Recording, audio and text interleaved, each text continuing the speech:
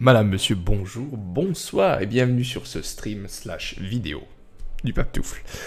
Aujourd'hui, ce soir ou ce matin, si vous regardez cette vidéo le lendemain, on va faire une review de Magic 2020, donc du Core 7 Magic 2020, puisque j'attendais un petit peu toutes les cartes pour le faire et parce que demain, ou aujourd'hui si vous regardez la vidéo, sort le 7... Salut Cheryl, comment tu vas? Sort le 7 2020, d'accord?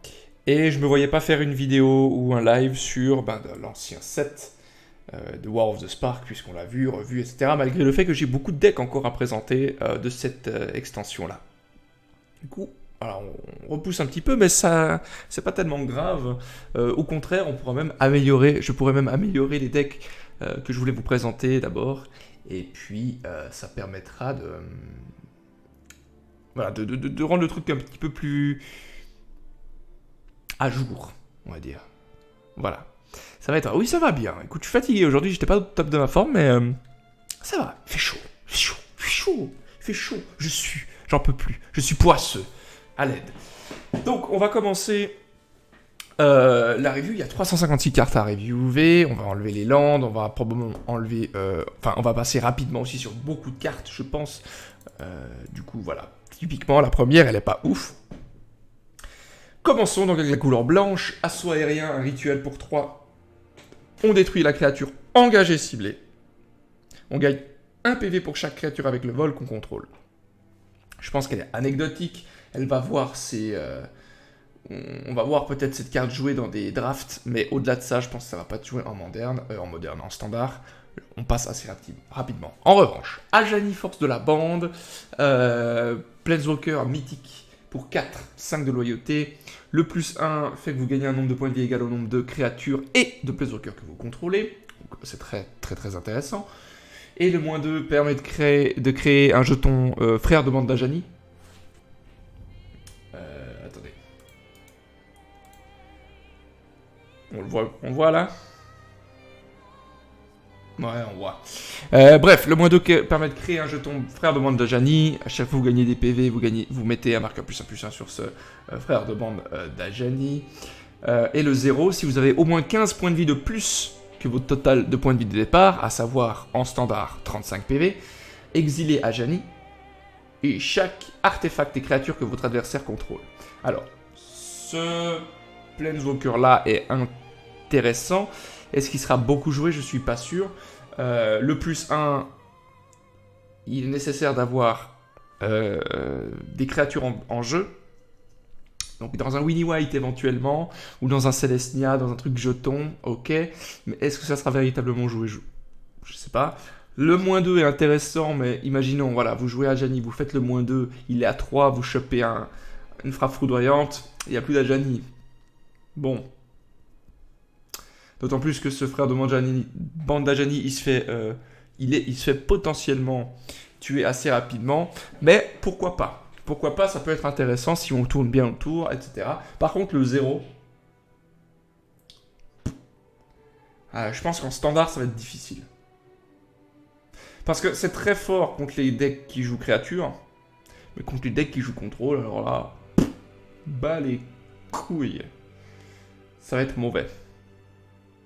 Le plus 1 et le moins 2, ok. Le 0, je suis pas fan du tout. À voir comment ça va se passer véritablement. On a l'âme ancestrale pour 2, un artefact équipement. Quand elle arrive sur le champ de bataille, vous créez un jeton 1-1 soldat, puis on lui attache cet équipement. Et la créature enchantée a +1/+1. Donc en fait, pour 2, vous avez une 2-2. Ok. Et en gros, si vous payez 1, vous pouvez équiper à une autre créature, par exemple. Une carte aussi, je pense, anecdotique, probablement jouée en draft, peut-être, mais sinon, ça va pas l'air foufou. Ange de la vitalité pour 3, une créature ange 2-2 avec le vol. Si on devait gagner des points de vie, vous gagnez ce nombre de points de vie +1 à la place. Donc si on doit gagner 10 PV, on en gagne 11. Et elle gagne +2/+2 tant que vous avez au moins 25 PV. Cette carte-là, je la trouve pas si nulle. Dans des decks de base, je pense qu'elle va être ok. Dans des decks qui gagnent beaucoup de PV, ça peut le faire. Je suis pas ultra fan de cette carte et je pense pas qu'elle soit incroyablement forte, mais pour un drop 3, imaginons que vous la jouez en curve, donc tour 3, il n'est pas impossible que vous ayez gagné des PV. Hein. Pas impossible. Ah, pourquoi pas? Pourquoi pas? Bon. Don Angélique. Pour 2, un enchantement aura. Quand elle arrive sur le champ de bataille, vous piochez une carte et la créature enchantée a le vol. Anecdotique, je pense pas qu'il faille véritablement en parler, c'est pas folichon. Pour 2, une 2-1, protection contre le noir. Et pour 2, vous pouvez exiler une carte ciblée depuis un cimetière. Peut-être que ça peut être joué dans un mono noir. Dans un mono noir. Dans un mono blanc. Je suis fatigué, je voulais dire. Dans un mono blanc, peut-être que ça peut être joué dans un Winnie White. La protection contre le noir, elle est intéressante puisqu'elle prend pas Rituel de Suie, elle prend pas les Mépris de Vraska, elle prend pas les Cast Down, même si les 2 dernières cartes mentionnées vont sortir en octobre environ. Du coup, c'est pas non plus incroyable, mais quand même. Donc, je pense qu'il y a quelque chose à faire avec cette carte en Winnie White. Elle va remplacer quand même certaines cartes qui vont partir, à mon avis. Pourquoi je dis partir, à mon avis? Elles vont partir, c'est tout. Il n'y a pas de... Je pense que... Fantasien en bataillon pour toi, une 2-2. Quand elle arrive sur le champ de bataille, vous pouvez chercher dans votre bibliothèque n'importe quel nombre de cartes appelées fantassins, la ravaler, les mettre dans votre main et mélanger ensuite vos bibliothèques. Ok, donc ça c'est un petit peu l'autre... comment il s'appelle? La créature de 2 verte. Chamber Guardian. Je sais plus comment elle s'appelle en français. Le gardien de la chambre, j'imagine. Elle va pas la remplacer parce que Chamber Guardian est meilleur, mais il y a quelque chose à faire. Dans un Winnie White, je sais pas si ça peut être joué, mais ça peut être le cas. Évêque d'El pour 2, donc blanc-blanc, une 1-4 à chaque fois qu'un ange arrive sur le champ de bataille sous votre contrôle, vous gagnez 4 PV. À chaque fois qu'un ange que vous contrôlez meurt, créez un jeton de créature 1-1 blanche exprès avec le vol. Cette carte, elle est intéressante. Je sais pas si elle va être véritablement jouée, mais moi, j'essayerai de faire des decks si j'ai la carte en question, avec Visite Divine. Chaque fois qu'il y a un jeton qui arrive en jeu, vous mettez en fait à la place un ange 4-4 avec le vol et la vigilance. Donc je pense qu'il y a moyen de faire quelque chose avec ça, de faire un deck un peu ange comme ça, avant que Lyra, avant que l'ange merveilleux, Wonderful, je sais plus comment il s'appelle, l'ange 3-3 pour 3, quitte en fait le standard. Donc il y a moyen de faire quelque chose avec cette carte là, j'essayerai. Je suis en train de réfléchir à une combo. Est-ce qu'il n'y a pas une combo qui fait que vous faites popper un ange? Imaginons, vous faites popper un Saprobionte, j'invente, qui devient un ange avec visite divine. D'accord?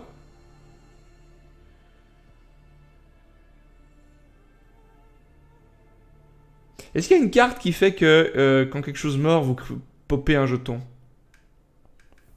Je suis pas sûr. J'essaierai de trouver une combo avec cette carte-là. Je suis sûr qu'il y en a une. Mais là, je la trouve pas comme ça de tête. J'ai pas les cartes sous les yeux. Et puis, bon, ma mémoire flanche un petit peu aujourd'hui. Mais carte intéressante. Moi, je l'aime bien, personnellement. Retour à la vie pour 2, donc blanc-blanc. Un éphémère, choisissez jusqu'à 2 cartes de permanence ciblées de votre cimetière qui ont été mises ce tour-ci depuis le champ de bataille. Renvoyez-les sur le champ de bataille engagé. Ça c'est fort, je trouve. C'est toujours dans un Winnie White, c'est fort ça. Vous allez full dans la tête. Le mec essaie de bloquer des trucs pour vous tuer des machins, sauf que ça marche pas très bien, et ensuite vous mettez ça. Ça c'est un scénario possible, il y en a plein d'autres je pense. Moi j'aime bien cette carte. Je pense que ça va être joué. J'ai envie d'éternuer, c'est horrible. Merci. Je suis sûr que t'as dit à tes souhaits, je sais. Cavalier de l'Aube. Ah, il y a des cavaliers de chaque couleur et je me réjouissais de les voir. J'essaie de pas trop me spoiler sur les cartes, donc voilà. Cavalier de l'Aube, donc 2 blanc. Vigilance. Donc une 4-6, vigilance. Quand le chevalier arrive sur le champ de bataille, détruisez jusqu'à un permanent non terrain ciblé. Son contrôleur crée un jeton de créature 3/3 incolore golem. Et quand il meurt, renvoie une carte d'artefact ou d'enchantement ciblé depuis vos cimetières dans votre main. Donc ça peut être très intéressant dans un deck qui utilise l'histoire de Benalia. Merci Cheryl, je savais. Elle est trop forte Cheryl. Faudra bientôt qu'on joue ensemble à part ça. Soit dit en passant. Parce que vu que t'as les vacances. Salut Serge, comment tu vas? Ça fait longtemps que je joue pas avec vous les gars, faut que je joue avec vous, hein, un de ces quatre. Je vais probablement aller à un moment sur Overwatch après parce que j'ai prévenu un pote d'aller avec lui. Enfin bref, peu importe. On s'en fout, c'est pas la question. Cette carte donc elle peut être intéressante dans des decks qui utilisent des enchantements, notamment des sagas. On peut imaginer donc l'histoire de Benalia, on peut imaginer quoi comme autre saga. Eldest Ripel, là, comment il s'appelle? Eldest Reborn, voilà. Mais c'est du noir du coup. Donc je sais pas. D'autres enchantements qui peuvent être joués qui sont sympathiques. Ça peut être un artefact, donc on peut imaginer aussi un Immortal Sun. Ouais, il y a moyen de... Je pense que cette carte peut être jouable. Je sais pas encore exactement comment, mais je pense qu'elle peut être jouable. Voilà. On a Ange Naissance, un ange pour 5, 3-2, vol. Quand elle arrive sur le champ de bataille, vous gagnez 4 points de vie. Je crois que c'est une reprint celle-là. Elle me dit quelque chose. Un ange qui, quand elle pop, vous fait gagner 4 PV. Ou en tout cas, un ange qui lui ressemble. Pas ouf, ça va pas être joué. Ça va être probablement joué uniquement en draft. Donc voilà. Aumônière du point du jour, celle-là, je suis sûr à 100%. Et c'est une reprint. Parce que l'art me dit quelque chose. Bref, pour 2, une 1-3 lien de vie. Bof. Ok? Décret fervent, pour 2, un rituel, exiler une cible, créature ou planeswalker noir ou rouge, regard 1. Ça c'est une carte que j'aime bien, simplement parce que je pense qu'elle va être jouée dans les sides. Ça va pas être joué main deck, dans le sens où vous verrez probablement pas cette carte en mode ah il joue ça. Par contre, lors de la game 2, il va probablement jouer des trucs comme ça. Du style, voilà, vous jouez contre mono rouge. Vous jouez contre Rakdos, vous jouez contre Mono Noir, pour autant que ça existe. Vous jouez contre, je sais pas moi, Yund, Warrior. Bref, vous avez de quoi faire avec cette carte-là. Et c'est un drop pour 2. C'est un sort pour 2, donc c'est pas inintéressant. Désenchantement pour 2, détruisez l'artefact ciblé, ou l'enchantement ciblé. C'est un petit peu comme Naturalize, mais en blanc. Est-ce que Naturalize c'est joué? Non, ça ne va pas être joué non plus. Isolation éternelle pour 2, un rituel. Mettez la créature de force supérieure ou égale à 4 ciblée au-dessous de la bibliothèque de son propriétaire. Ça, c'est pas si nul. C'est pas si nul. Mais c'est un rituel. Au moins le paysage est beau, j'aime beaucoup ce qui est écrit. C'est un rituel. Franchement, si ça avait été un éphémère, je pense que j'aurais dit c'est trop fort. Le fait que ce soit un rituel, je suis pas fan. Maintenant, il y a un personnage que vous connaissez tous, qui s'appelle Teferi, Time Raveler, qui permet de jouer des rituels comme si c'était des éphémères. Donc il y a moyen cette carte-là. Mais est-ce que ça va vraiment être joué dans un Esper? Je suis pas sûr. Je suis pas sûr. Mais j'aime bien cette carte. Mais je suis pas sûr que ça va être joué. Le simple fait que ce soit un rituel, ça la rend trop compliqué à placer. As de l'escrime pour 2, un humain soldat, un double initiative. En gros, c'est un 1 tue une 2-2 sans l'initiative. Ok? Ça, est-ce que ça sera joué dans un mono blanc? Winnie White.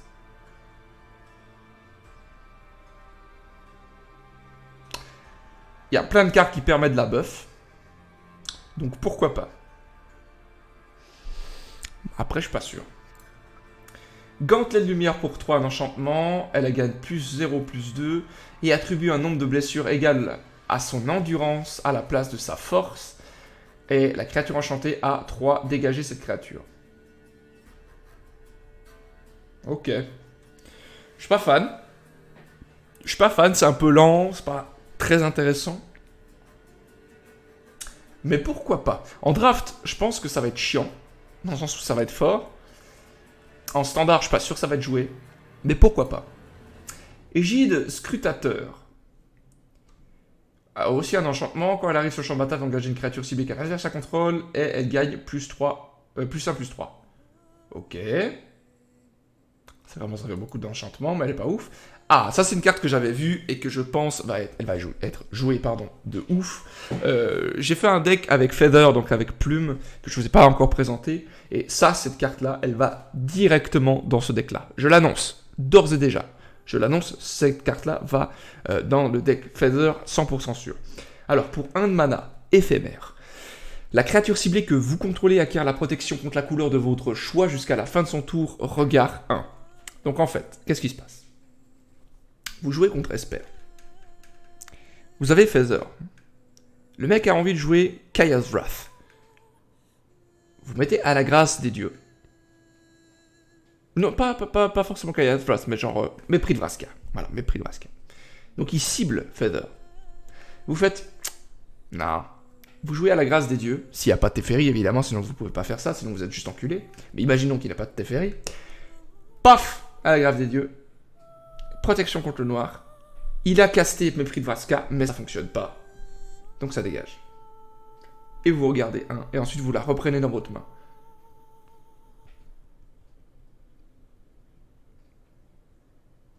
J'aime bien cette carte, ça va être joué, à mon avis. Dans pas tous les decks, mais pourquoi pas. Protecteur de griffon pour 4, 1, 2, 3 avec le vol. À chaque fois qu'une autre créature arrive sur le champ de bataille, sous le contrôle, il gagne plus 1 jusqu'à la fin du tour. Une carte anecdotique en draft. Jouable ailleurs, non. Sentinelle, Griffon pour 3, 1, 1, 3, vol vigilance. Pareil que la carte précédente. Exécuteur pendu pour 3, 1, 1, 1. Esprit. Ça a l'air cher, mais ok, il a le vol. Quand il arrive sur le champ de bataille, vous créez un jeton de créature 1-1 blanche, esprit avec le vol, et pour 4, vous exilez le pendu, et vous exilez une créature ciblée. Coucou, tu fais une présentation des prochaines cartes ajoutées dans le jeu? Oui, c'est des cartes qui apparaissent demain, demain soir probablement, et cette vidéo, enfin, je fais aussi une vidéo de ce live, pour en fait, justement expliquer un petit peu toutes les cartes qu'il y aura, et comme je l'ai dit en début de live, pour moi, c'était un petit peu bête de faire un stream alors que tout le monde est en train de faire des previews de cette carte, des reviews et des previews de cette carte, des cartes de 2020. Donc voilà. Et puis les decks risquent d'être un peu datés si je fais déjà les vidéos en avance pour demain, pour jeudi, alors que l'extension est sortie. Voilà, vous voyez. C'est pour ça que je fais ça aussi. Donc l'exécuteur pendu pour 3, 1 vol. Quand elle arrive sur le champ de bataille, vous mettez une autre 1-1 et pour 4, vous exilez celui-là et exilez une créature ciblée. Ça a l'air cher, mais moi j'aime bien cette carte. Déjà pour 3, vous avez 2 créatures 1-1 vol. Ok. 2 esprits. Vous allez voir qu'il y a probablement quelque chose à faire avec les esprits dans ce set-là. Et surtout pour 4, vous avez le moyen, si vous arrivez à curver, d'exiler une autre créature en plus de l'exécuteur pendu. Donc je pense que ça peut le faire. Surtout que, s'il arrive un peu tard dans le jeu l'exécuteur pendu, vous pouvez jouer l'exécuteur plus directement sa capacité, puis c'est une capacité de mana et elle ne nécessite pas qu'elle ait la célérité. Carte intéressante. Héros du soleil pour 6, un ange, 4-4, vol pour 3, vous mettez un marqueur plus 1 sur une autre créature avec le vol ciblé, anecdotique à mon sens, draftable en revanche. Charge inspirée, cette carte me dit quelque chose, je crois que j'ai déjà vu quelque part. Dans le set Ravnica, il me semble. Je sais plus. Ou même... Elle n'est pas dans M19 même? Je sais plus. Peu importe. Charge inspirée pour 4. Les créatures que vous contrôlez gagnent plus 2 plus 1 jusqu'à la fin du tour. Giga anecdotique, on s'en fout. Capitaine inspiratrice. Inspiratrice, oui. Pour 4, une 3-3. Quand la capitaine inspiratrice arrive sur le champ de bataille, les créatures que vous contrôlez gagnent plus 1 jusqu'à la fin du tour. Ça va être, je pense, dans des monos blancs un peu... comment dire? Budget. Mais je suis pas sûr que ce soit ouf. Voilà, je pense que ça va être dans des budgets, mais c'est pas fou. Heureusement qu'il a la version anglaise à côté, je pensais que c'était vol dans le sens dérobé, pas dans les airs. Ah oui, c'est clair pour quelqu'un qui joue pas. Alors voilà, quand l'esprit il arrive, il dérobe des trucs. Il dérobe ta vie. Alors, ça, c'est une carte intéressante. Les lignes ley, c'est, si je dis pas trop de conneries, des cartes qui étaient, qui étaient, je crois, dans le set Ravnica, première édition. Et du coup, ils ont reprint certains Linley et ils ont recréé d'autres. Mais je crois pas que la Linley blanche soit un reprint, je pense que c'est une nouvelle. Voilà. Bref, et la particularité de ces cartes-là, c'est quand vous avez ces cartes dans la main de départ, vous pouvez les jouer gratuitement, directement. Genre, commencer la partie avec cette carte en jeu. C'est fou. C'est fou, fou, fou, fou. Et le blanc vous permet d'avoir la défense talismanique. Donc si vous avez cette carte-là contre les monos rouges, en gros, vous avez gagné. Parce qu'il ne peut plus rien faire. C'est fou. Cette carte est folle. J'adore cette carte. J'adore. Je sens que je vais m'énerver contre cette carte, mais pour l'instant, j'adore, sur le papier. Donc voilà. Je me rappelle plus ce que faisait l'autre, l'original. Ou alors, c'est une reprint celle-là. Oh, je sais plus. Bah, peu importe. Bref. Si vous avez ces cartes, toutes les Linley de l'extension, je pense pas qu'il faille que vous comment dire, les jetiez ou comme ça, parce qu'elles valent cher, à mon avis. Surtout la noire, mais on verra plus tard. Chante-vie Loxodon. Pour 6, une 4-6. Ça coûte cher, mais ok.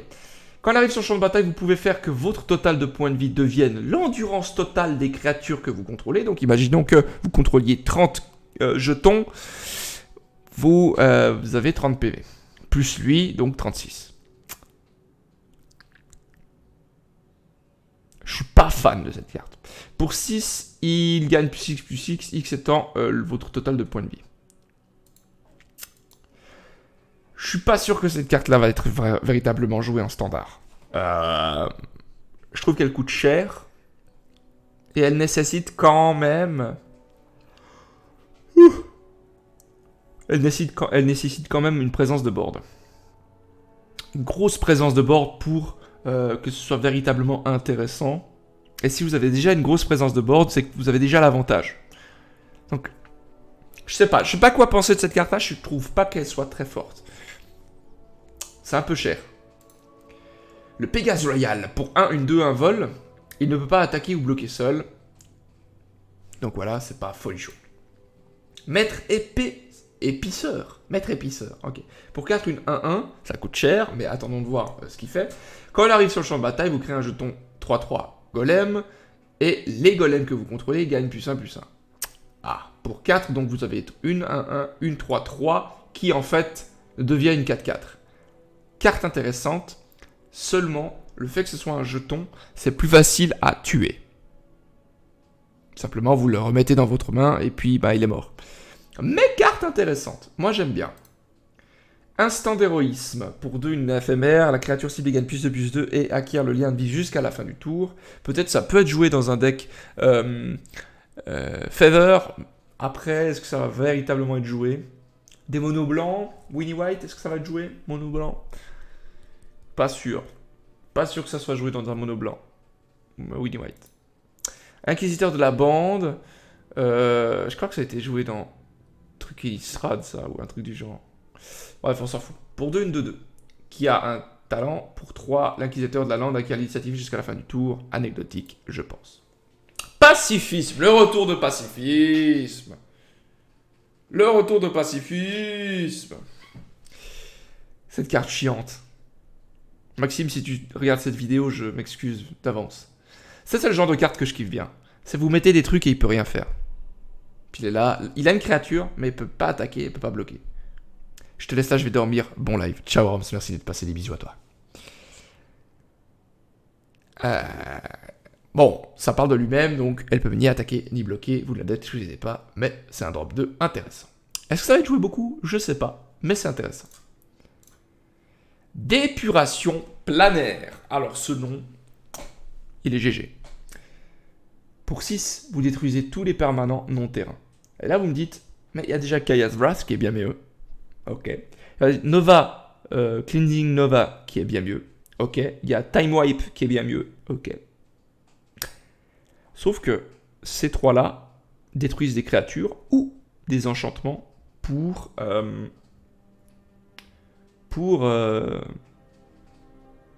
Cleansing Nova. Ça détruit pas des Planeswalkers. Celle-ci détruit créatures, artefacts, Planeswalker, enchantements. Enfin, tout ce qui est non-terrain, ça détruit. Pour 6. Ça coûte cher, 6. C'est un mana de plus que les cartes précédentes, voire 2 pour Chaos Wrath. Mais je pense que, en tout cas en side, ça va être joué. C'est fort. Je pense que c'est fort. Même pour 6 mana, c'est fort. Donc je pense que ça va être joué. Sonnez l'alerte. Créer 2 jetons de créature 1-1 blanche soldat pour 2. Dans la carte précédente que je vous avais mentionnée, là, celle qui faisait que quand un ange mourait, vous gagnez 4 PV et machin, vous jouez ça dans un deck jeton avec visite divine, vous avez pour 2 anges 4-4.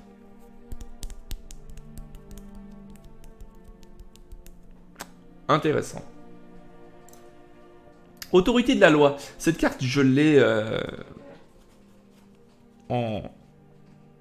sur l'édition de base.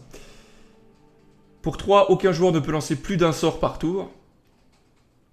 Malheureusement, c'est une carte blanche. Malheureusement, ça peut rentrer dans des compos qui sont très chiantes.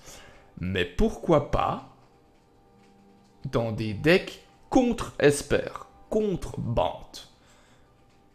Genre, vous avez un peu l'avantage comme ça, pour autant que vous l'ayez cet avantage, vous jouez l'autorité de la loi, pardon, et vous continuez à avoir cet avantage-là. En side peut-être, en main pas sûr. Sephara, l'âme du ciel, pour 7, donc 4 blanc, blanc, blanc. Créature légendaire, ange, 7-7, vous pouvez payer un seul mana de plaine et engager 4 créatures avec le vol dégagé que vous contrôlez à la place de payer le coût de mana de ce sort. Donc potentiellement, ça ne coûte qu'un seul mana. Elle a le vol et le lien de vie. Les autres créatures avec le vol que vous contrôlez ont l'indescriptible. Cette carte-là, je l'aime bien. Moi, je pense que je vais faire un deck ange. Mono blanc, ange. Ou un truc du genre. Je pense que je vais faire ça. J'ai trop envie de faire un tribal ange. Lyra, Sephara, tout ce qui finit par A, ça va dans le deck. Ah, il y a Plume encore.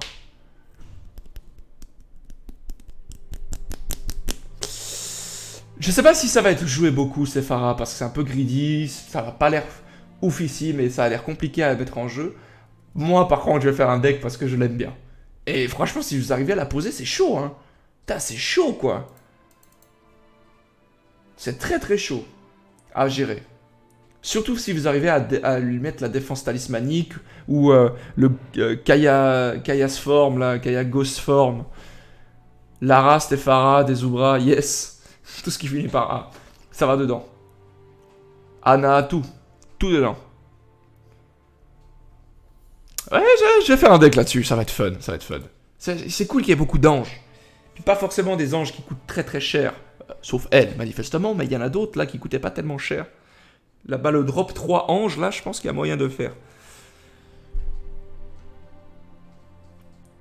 Relieur d'armes pour 1, une 1-1. Et vous engagez, vous gagnez 1 point de vie. C'est une carte intéressante, mais je pense pas qu'elle va être jouée en standard. Mais c'est une carte qui est cool. Qui est sympa. Pourquoi pas dans des decks un peu low cost pour contrer des monos rouges. Mais sinon, pas sûr. Oh, on a beaucoup de cartes hein, à regarder encore. Capitaine d'escouade, on a fait 30 minutes pour 30 cartes. On va hâter un peu. On va se hâter. Pour 5, une 2-2, pas ouf. Vigilance. Il arrive en champ de bataille avec un marqueur +1/+1 sur elle pour chaque autre créature que vous contrôlez. Donc, bon, sympa, mais pas ouf. Mais est-ce qu'il y a des dinosaures ou des poulpes ou juste plein de gros monstres qui font chouette thème en règle générale? Oui. Et tu vas voir qu'il y a un dinosaure qui va être oufissime de fort, de chiasse de ouf. Ça va être dans la couleur rouge, tu vas voir. En fait, je pense que jamais il y aura eu autant de bons dinosaures que maintenant. Et si tu combines ça avec Ixalan et combattant d'Ixalan, ça va faire des decks de ouf. Donc je me réjouis de faire d'upgrade en fait le deck dinosaure. Mystique de champ d'étoiles pour 2, une de 2. Les sorts d'enchantement que vous contrôlez coûtent 1 de moins à lancer, donc forcément, Histoire de Vanilla, elle est contente. En plus d'autres cartes, hein, comme, je sais pas, Entrave d'Ixalan. You had my curiosity, now you have my attention. Non, mais tu verras, troll. À chaque fois qu'un enchantement que vous contrôlez est mis dans un cimetière depuis le champ de bataille, mettez un marqueur +1/+1 sur le mystique de champ d'étoiles. Ou avec Histoire de Vanilla, ça va être chiant. En gros, vous jouez ça. Vous jouez... imaginons que c'est tour 4. Vous avez ça, et vous avez top deck une Histoire de Vanilla. Une seconde, parce qu'on a déjà une qui est en jeu. Vous jouez Mystique. Du coup, votre Histoire de Vanilla coûte 2. Donc vous jouez Histoire de Vanilla 2. Prochain tour, Histoire de Vanilla que vous avez déjà mis, va dans le cimetière, elle gagne +1/+1.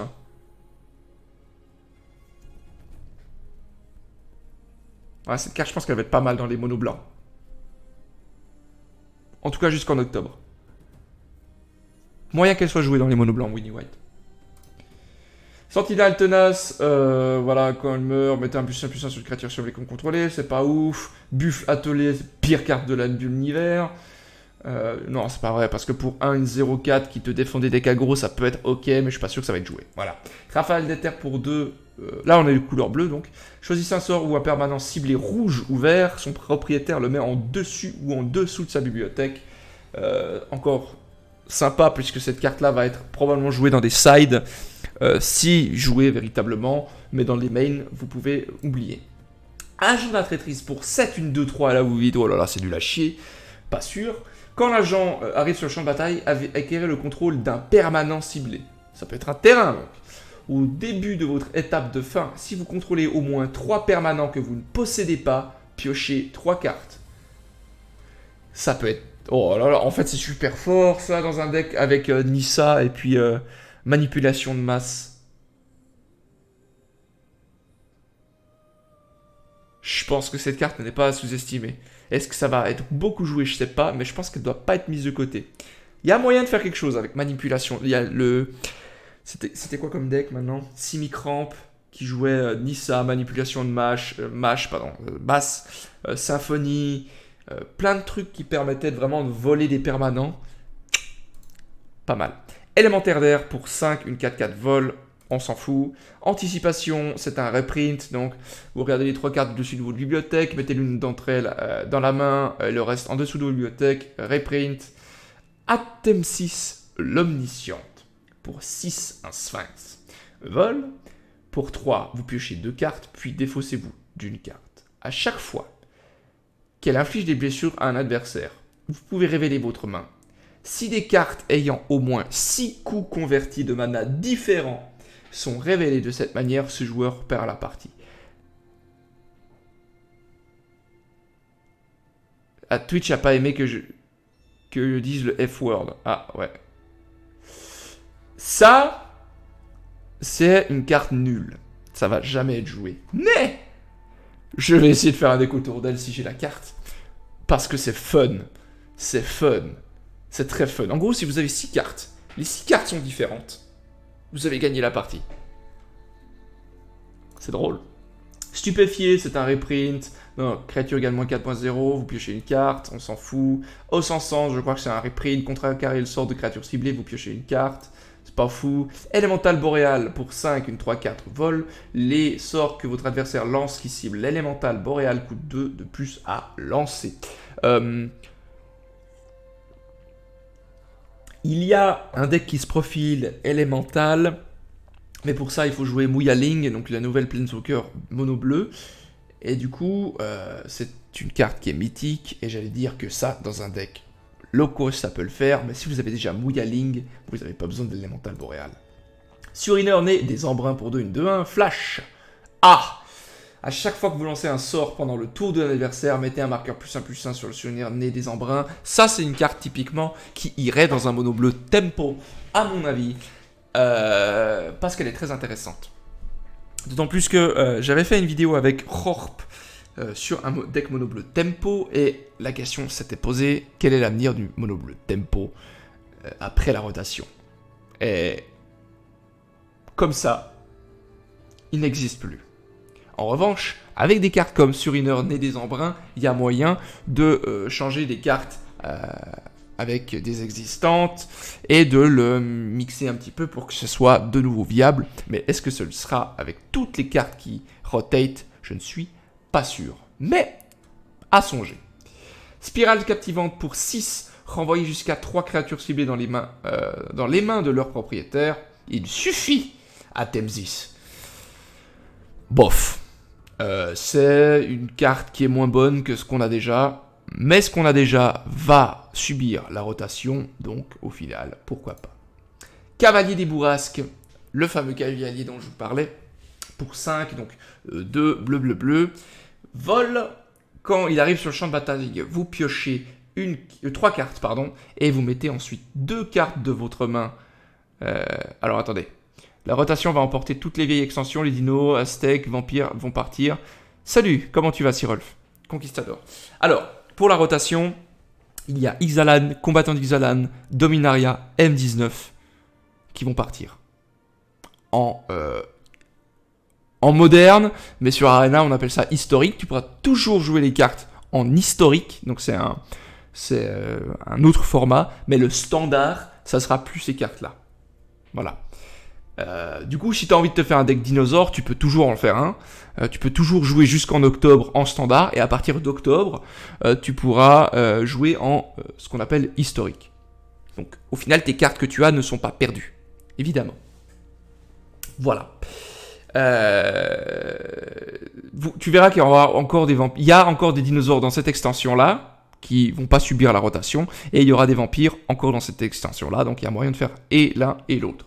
Bref, donc je disais, vous piochez 3 cartes et mettez ensuite 2 cartes de votre main au-dessus de vos bibliothèques, donc c'est pas forcément les cartes que vous avez piochées, dans l'ordre de votre choix. Quand il meurt, vous le mélangez dans votre bibliothèque et vous regardez. J'aime beaucoup cette carte et je vais jouer ce putain de cavalier parce que j'aime trop les cavaliers. Et puis l'art est beaucoup trop stylé.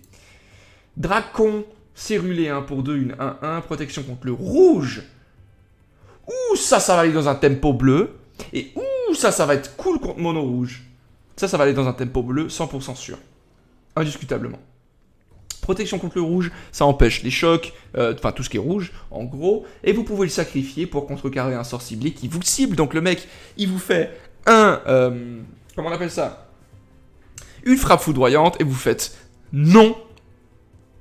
Génial. Mono bleu, ça va revenir. Hein. Voyante sans nuage. Sans nuage. Le jeu de mots. Non? Ok. Vol. Quand la voyante arrive sur le champ de bataille, vous piochez une carte. 2 1 pour 3. Pas ouf. Pourquoi pas, mais pas ouf. Circonvolution. Circonvolution pour 3. Éphémère, contrecarré de sort ciblé, à moins que son contrôleur ne paie 4. Cette carte, je l'aime beaucoup. Et là, peut-être certains d'entre vous me disent, mais pourquoi? Il y a déjà trop de contre-sorts.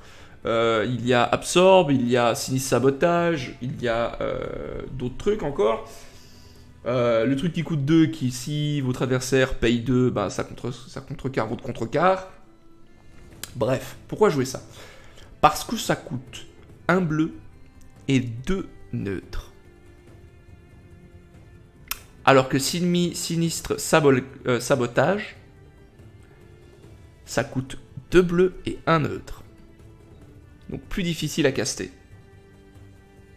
Dans des bicolores, ou tricolores, ou quadricolores.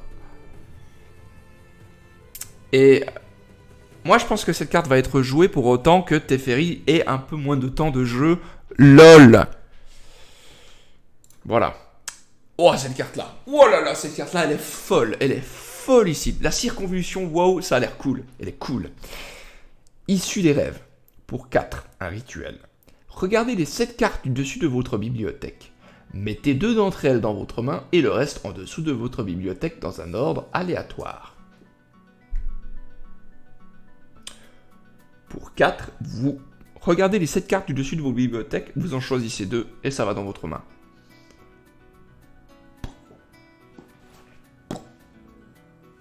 Ça va être joué dans les Esper Control et ça va être super chiant, mais qu'est-ce que j'aime cette carte. Très forte. Très forte. J'adore l'art aussi. L'art de la carte est très belle. J'espère l'avoir dans mes J'espère l'avoir dans mes boosters, parce que cette carte elle est vraiment folle. Elle a pas l'air comme ça, mais je vous assure que dans des builds contrôle, c'est la folie. C'est la folie. Sur cette carte, vous pouvez aller chercher des réponses, 2 réponses à ce qui se passe sur le board ou durant les prochains tours. Bref, c'est oufissime, oufissime. J'adore cette carte. Je pense que ça va être une des cartes les plus jouées du set à mon avis. De ce qu'on a vu pour l'instant en tout cas. Incroyable. Caste de donjon pour 4, une 3-3, vol, esprit. De la peinture sur les poissons. Tu veux que je fasse de la peinture sur les poissons? Ou y a-t-il de la peinture sur les poissons? Je sais pas, mais si j'ai cette carte... franchement, j'oserais pas la peindre. J'ai pas encore l'expérience pour le faire, tu vois. Mais faudrait que je reprenne la peinture. Prochainement. Donc quand il arrive sur le champ de bataille, engagez une créature ciblée qu'un adversaire contrôle. Cette créature ne se dégage pas pendant l'étape de dégagement de son contrôleur tant que vous contrôlez le Geist de donjon. Est-ce que c'est jouable dans un mono bleu tempo? Peut-être. Dans un side, peut-être. Ailleurs, pas sûr. Pas sûr. Mais pourquoi pas dans un tempo bleu, mono bleu, en side. Stellar Ferry pour 1 vol. Quand elle arrive sur le champ de bataille, si vous contrôlez une autre créature appelée Ferry, puis vous piochez une carte. Je sais pas quoi penser de cette carte-là, franchement. Peut-être dans un mono bleu, c'est très fort. Peut-être pas. Je suis pas sûr. Le problème, c'est que justement, vous perdez ce pourquoi vous existez. Vous perdez de la tempo. Vous avez ça en tour 1. En tour 2, vous n'avez pas forcément envie de jouer ça. Peut-être je me trompe. Peut-être que c'est très fort. Hein. Je sais pas. Je sais pas quoi penser sur cette carte-là. Ça va pas l'air fou. Ça va pas l'air fou du tout. Mais je peux me tromper. Déluge des larmes. Oh, cette carte-là. Ouh là là. Mais en bleu, mais déjà bleu, c'est ma couleur préférée. Mais là vraiment, ça m'excite le kiki, là. Bon, déluge de larmes pour 6, un rituel. Vous renvoyez tous les permanents non-terrain dans les mains de leur propriétaire. Tous, les vôtres compris. Si vous renvoyez au moins 4 permanents non-jetons que vous contrôlez de cette manière, vous vous mettre en jeu une carte de permanent de votre main. Alors, quand cette carte a été annoncée, j'en avais vu quelques-unes, dont celle-ci et le poisson. J'ai pensé à un truc direct. Vous vous rappelez du deck combo que j'ai fait avec Omniscience? Bah vous pouvez jouer Omniscience gratuitement. Enfin pour 6 en gros. Et du coup, toutes vos cartes coûtent 0 après à jouer. Donc vous pouvez enchaîner, vous avez probablement gagné la partie. Fou. Cette carte est folle. Ça, c'est une carte que je vais mettre dans mon combo Sultai par exemple. Fou. C'est débilement fort. D'autant plus que vous renvoyez tout ce que votre adversaire a dans sa main aussi, hein, donc vous êtes bien, vous êtes très bien. Crab Fortress pour 4, une 1-6, on s'en fout. Serpent de mer à Jabot pour 6, une 4-6, et vous payez 7, il ne peut pas être bloqué, ça va être draftable, mais sinon c'est nul. Le lynx de gel, élémental et chat, c'est très marrant, pour 3, une 2-2. Quand il arrive sur le champ de bataille, vous engagez une créature ciblée qu'un adversaire contrôle, elle ne se dégage pas pendant l'étape de dégagement de son contrôleur, c'est pas fou, on s'en fout. Couverture rigide pour 1, vous enchantez une créature, elle a plus 0, plus 2, et piochez une carte, puis défaussez-vous d'une carte. Ligne Leyline de Prescience pour 4. Vous pouvez lancer les sorts comme s'ils avaient le flash.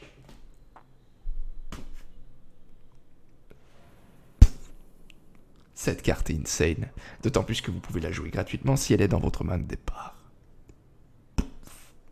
J'adore cette carte, mais qu'est-ce qu'elle va nous péter les couilles? Est-ce qu'il y a vraiment besoin d'expliciter ce pourquoi cette carte est, à mon sens, vraiment ultra, vraiment giga, supra, méga, ultra forte? Je ne sais pas. Mais peut-être que ce geste signale du fait que... Mind-blowing. Vous pouvez lancer les sorts comme si vous avez le flash! Madame, monsieur, mais c'est quoi cette carte? Au secours!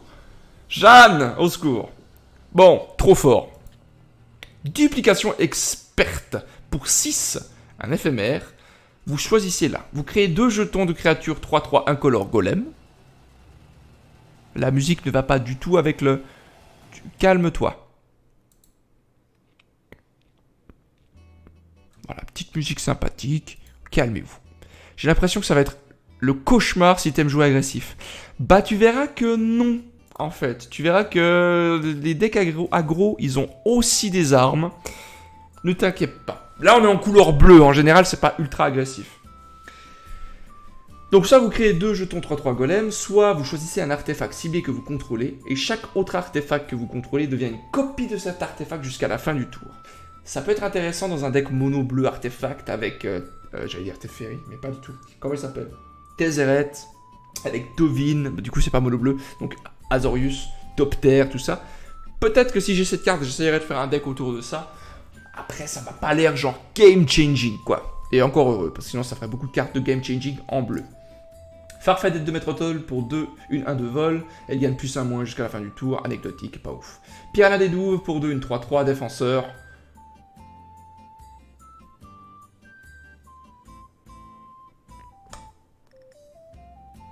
Ah, pour 2, une 3-3, défenseur. À quel point c'est intéressant? Parce que là, vous vous dites, mais il peut pas attaquer, c'est nul. Mais ça, si vous jouez un deck contrôle, ça peut être intéressant parce qu'elle vous permet de bloquer les decks aggro.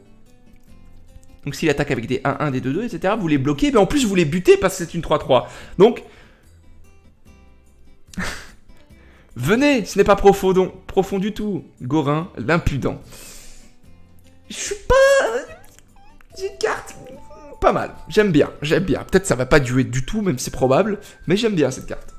Voilà, ça c'est une carte que j'aime trop. Mouyaling, danseuse céleste. Pour 3, un planeswalker, une planeswalkeuse. Je ne sais pas si ça se dit, ça ne se dit pas. Qui a 2 de loyauté, donc c'est pas ouf. Mais le plus 2 fait que la créature ciblée, jusqu'à une créature ciblée, et jusqu'à votre prochain tour, elle gagne -2, -0 et perd le vol. Anecdotique. Mais le -3 crée un 4-4 élémental et oiseau avec le vol. Plutôt intéressant. Donc vous la jouez, vous faites le +2. Ensuite vous faites le -3. Vous avez une 4-4. Avec le vol. Donc c'est assez intéressant. Et le -8, si vous arrivez à le mettre, les îles que vous contrôlez ont engagé, pioché une carte.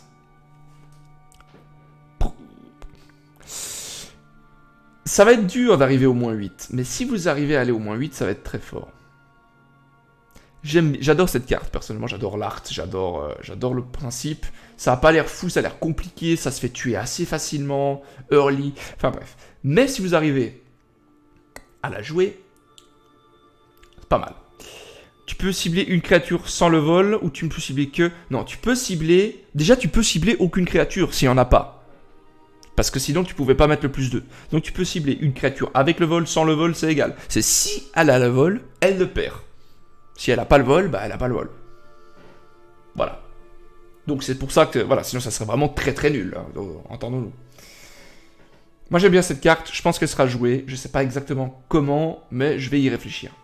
Négation, c'est un reprint. Vous contrecarrez le sort de non-créature ciblée. Ok. Céphaloprophète, et j'entends l'orage dehors. Ouais, alors ça semble moins pourri du coup. Ouais, c'est moins pourri. Quand elle arrive sur le champ de bataille, vous regardez 2... Pour 4, une 3-3, pas ouf. Mais c'est une pieuvre. Moi j'aime les pieuvres. Portail du sanctuaire. Je crois que c'est un reprint celui-là, je suis pas sûr. L'art me dit quelque chose. Pour 3, un artefact, mais bleu. 1, engagé, renvoyez une créature ciblée que vous contrôlez et chaque aura qui lui est attachée dans les mains de leur propriétaire d'activer cette capacité que pendant votre tour. Ça veut dire qu'en fait vous pouvez sauver une de vos créatures en la mettant dans votre main, mais je suis pas fan, voilà. Forgeur d'armes réputé pour 2, une 1-3, vous ajoutez incolore, vous pouvez lancer ça seulement pour jouer des sorts d'artefacts ou des capacités d'artefacts. Un bleu, engagé, cherchez dans votre bibliothèque une carte appelée Arc de Perce-Cœur ou Fiole de Feu des Dragons, révélez-la, mettez-la dans votre main, puis mélangez votre bibliothèque. Je ne sais pas ce que sont et ce que font ces cartes-là, mais on le verra incessamment sous peu. C'est parce que ça ressemble à la jaquette de Dark Souls. C'est vrai qu'il y a un petit air de Dark Souls. C'est vrai qu'il y a un petit... Mais c'est vrai qu'il y a un petit air de Dark Souls. C'est vrai. C'est vrai. Tu sais, ça me donne envie de jouer à Dark Souls maintenant. Tu fais chier. Si t'as le jeu, on peut se faire un petit Enfin bref. Habitant du rang de sage pour 3, 1, 2, 3. À chaque fois qu'une autre créature bleue arrive sur le champ de bataille, sous votre contrôle, le joueur ciblé met les 2 cartes du dessus de sa bibliothèque dans son cimetière. Je crois que c'était un reprint aussi. Mais elle est pas folle. Érudit des sages pour 7, une 3-3. Quand elle arrive sur le champ de bataille, envoyez jusqu'à 2 cartes éphémères et ou de rituels ciblés depuis votre cimetière dans votre main. Pas ouf. Paralysé du sommeil pour 4. Un enchantement. Quand elle arrive sur le champ de bataille, engagez la créature ciblée. Enfin, enchantée. Elle ne se dégage pas pendant l'étape de dégagement de son contrôleur. Ça, c'est du vu et du revu. 1 marin spectral avec le flash et vous payez 4. Et puis le vol en plus de ça. Et puis une suce la bite aussi. Pour 4, piochez une carte. Cette carte dans un tempo mono bleu. Enfin, un mono bleu tempo. C'est goldé. Ça va remplacer facilement beaucoup de cartes. En fait, la face actuelle du mono bleu tempo va changer. Mais l'archétype mono bleu tempo va évoluer, va changer un petit peu, va peut-être même être un peu moins contrôle et un peu plus agressive via ces cartes-là, par exemple. Mais je pense que voilà, ça va intégrer facilement ces decks-là. Et je vous le dis, hein, soyez prêts à avoir beaucoup de mono bleu tempo. Fin du compte pour 2, un éphémère contrecarré la capacité activée ciblée, la capacité déclenchée ciblée ou le sort légendaire ciblé. Ça, en side, c'est fort. Bonjour, je joue Teferi. Non! C'est un sort légendaire, donc non, ça dégage. Ça peut aussi être, voilà, il a Teferi 5, mais il n'a pas le Teferi 3. Vous jouez ça pour contrer le fait qu'il pioche une carte. Avec son plus 1 de Teferi. Je crois que la capacité déclenchée, c'est aussi une capacité de loyauté, hein. Ça marche, si je dis pas trop de conneries. Vous pouvez me corriger si je dis de la merde. Des invocations pour 1, renvoyer la créature ciblée dans la main de son propriétaire. Moi j'adore les cartes de bounce. J'ai un deck mono bleu bounce, j'ai un deck Esper bounce, j'ai un deck Azorius bounce, Irel donc. J'adore ces decks là, c'est une de mes stratégies préférées. Est-ce que ça va être joué? Pas sûr, voire pas du tout, mais j'aime beaucoup. Peut-être en mono bleu, je sais pas, j'ai l'impression que mono bleu ça va être joué partout. Garde de l'île d'Evos pour 3, une 2-2 vol. Les créatures avec le vol que vous contrôlez coûtent 1 de moins à lancer. Pas sûr que ça soit joué ça. Mais ok. Écrit ailé pour 3. Ce sort coûte 1 de moins à lancer si vous contrôlez une créature avec le vol. Piochez 2 cartes. En gros, potentiellement, vous piochez 2 cartes pour 2. Et si vous avez la leyline bleue, vous pouvez juste jouer ça en éphémère.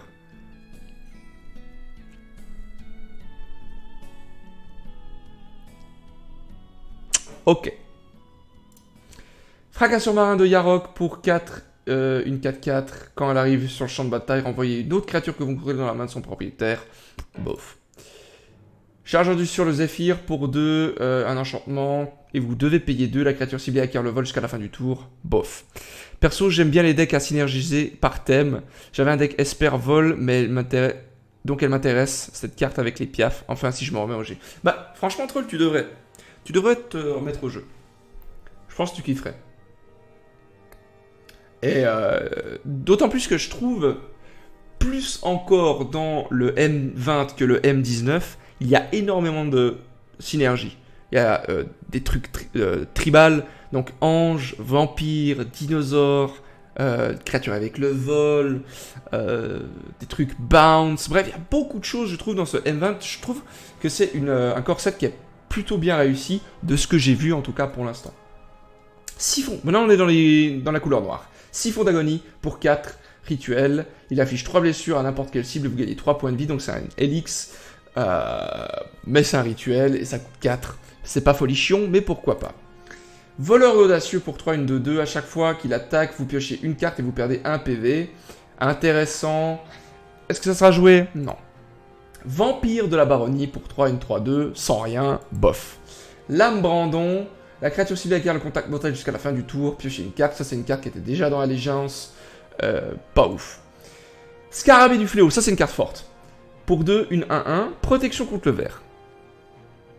Les créatures que vos adversaires contrôlent ne peuvent pas avoir les marqueurs +1/+1 sur elles. Cette carte, à elle seule, empêche votre adversaire d'utiliser le package Explore.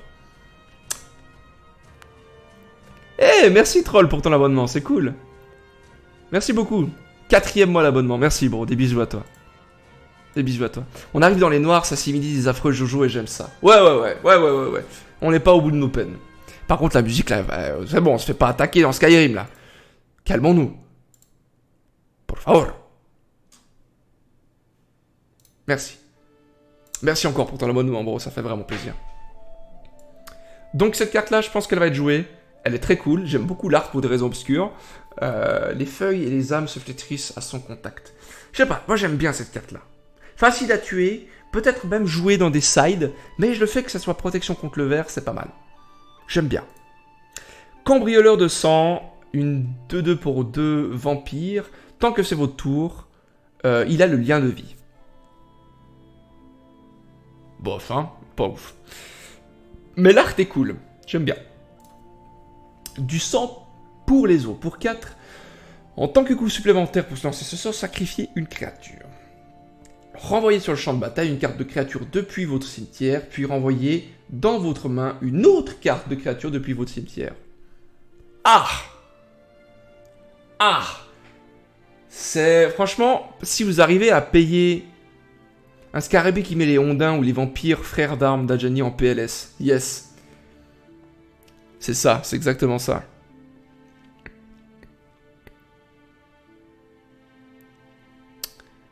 Franchement, si vous arrivez à payer le coût de supplémentaire pour cette carte, je la trouve pas mal forte. Dans un deck vampire un peu jeton comme ça, ça peut être bien mal, ça peut être pas mal. Hôtel sanguinolent. Pour 6, un artefact. Quand vous l'engagez, vous payez 2 points de vie, vous vous défaussez d'une carte, vous sacrifiez une créature. Bon, ça fait beaucoup. Vous créez un jeton 5/5 noir démon avec le vol. N'activez cette capacité que lorsque vous pourriez lancer un rituel. L'art n'est pas dégueu en plus. Ouais, je la trouve plutôt belle aussi. Ça, tu vois, ce serait... J'essaierais de la peindre si je l'ai. Mais j'en ai trop que je dois essayer de peindre. Il faut que je me focus un peu. C'est intéressant. Est-ce que ça sera joué? Je suis pas sûr. Mais c'est cool qu'il y ait ce genre de carte là parce que bon, il y a des anges. Il y a des anges. Il y a des anges. On attend qu'il y ait des démons, quoi. Tu vois. Voltigeuse, assoiffée de sang. Vampire et gredin. Pour 3, une de 3 vols. À chaque fois que vous gagnez des points de vie, mettez un marqueur +1/+1 sur la voltigeuse assoiffée de sang. Ça, c'est les cartes vampires qu'on aime beaucoup parce que ça va être une carte qui va être jouée dans un deck vampire à mon avis. Parce que c'est fort. Et c'est un petit peu comme le frère de Bande d'Ajani, mais en mieux.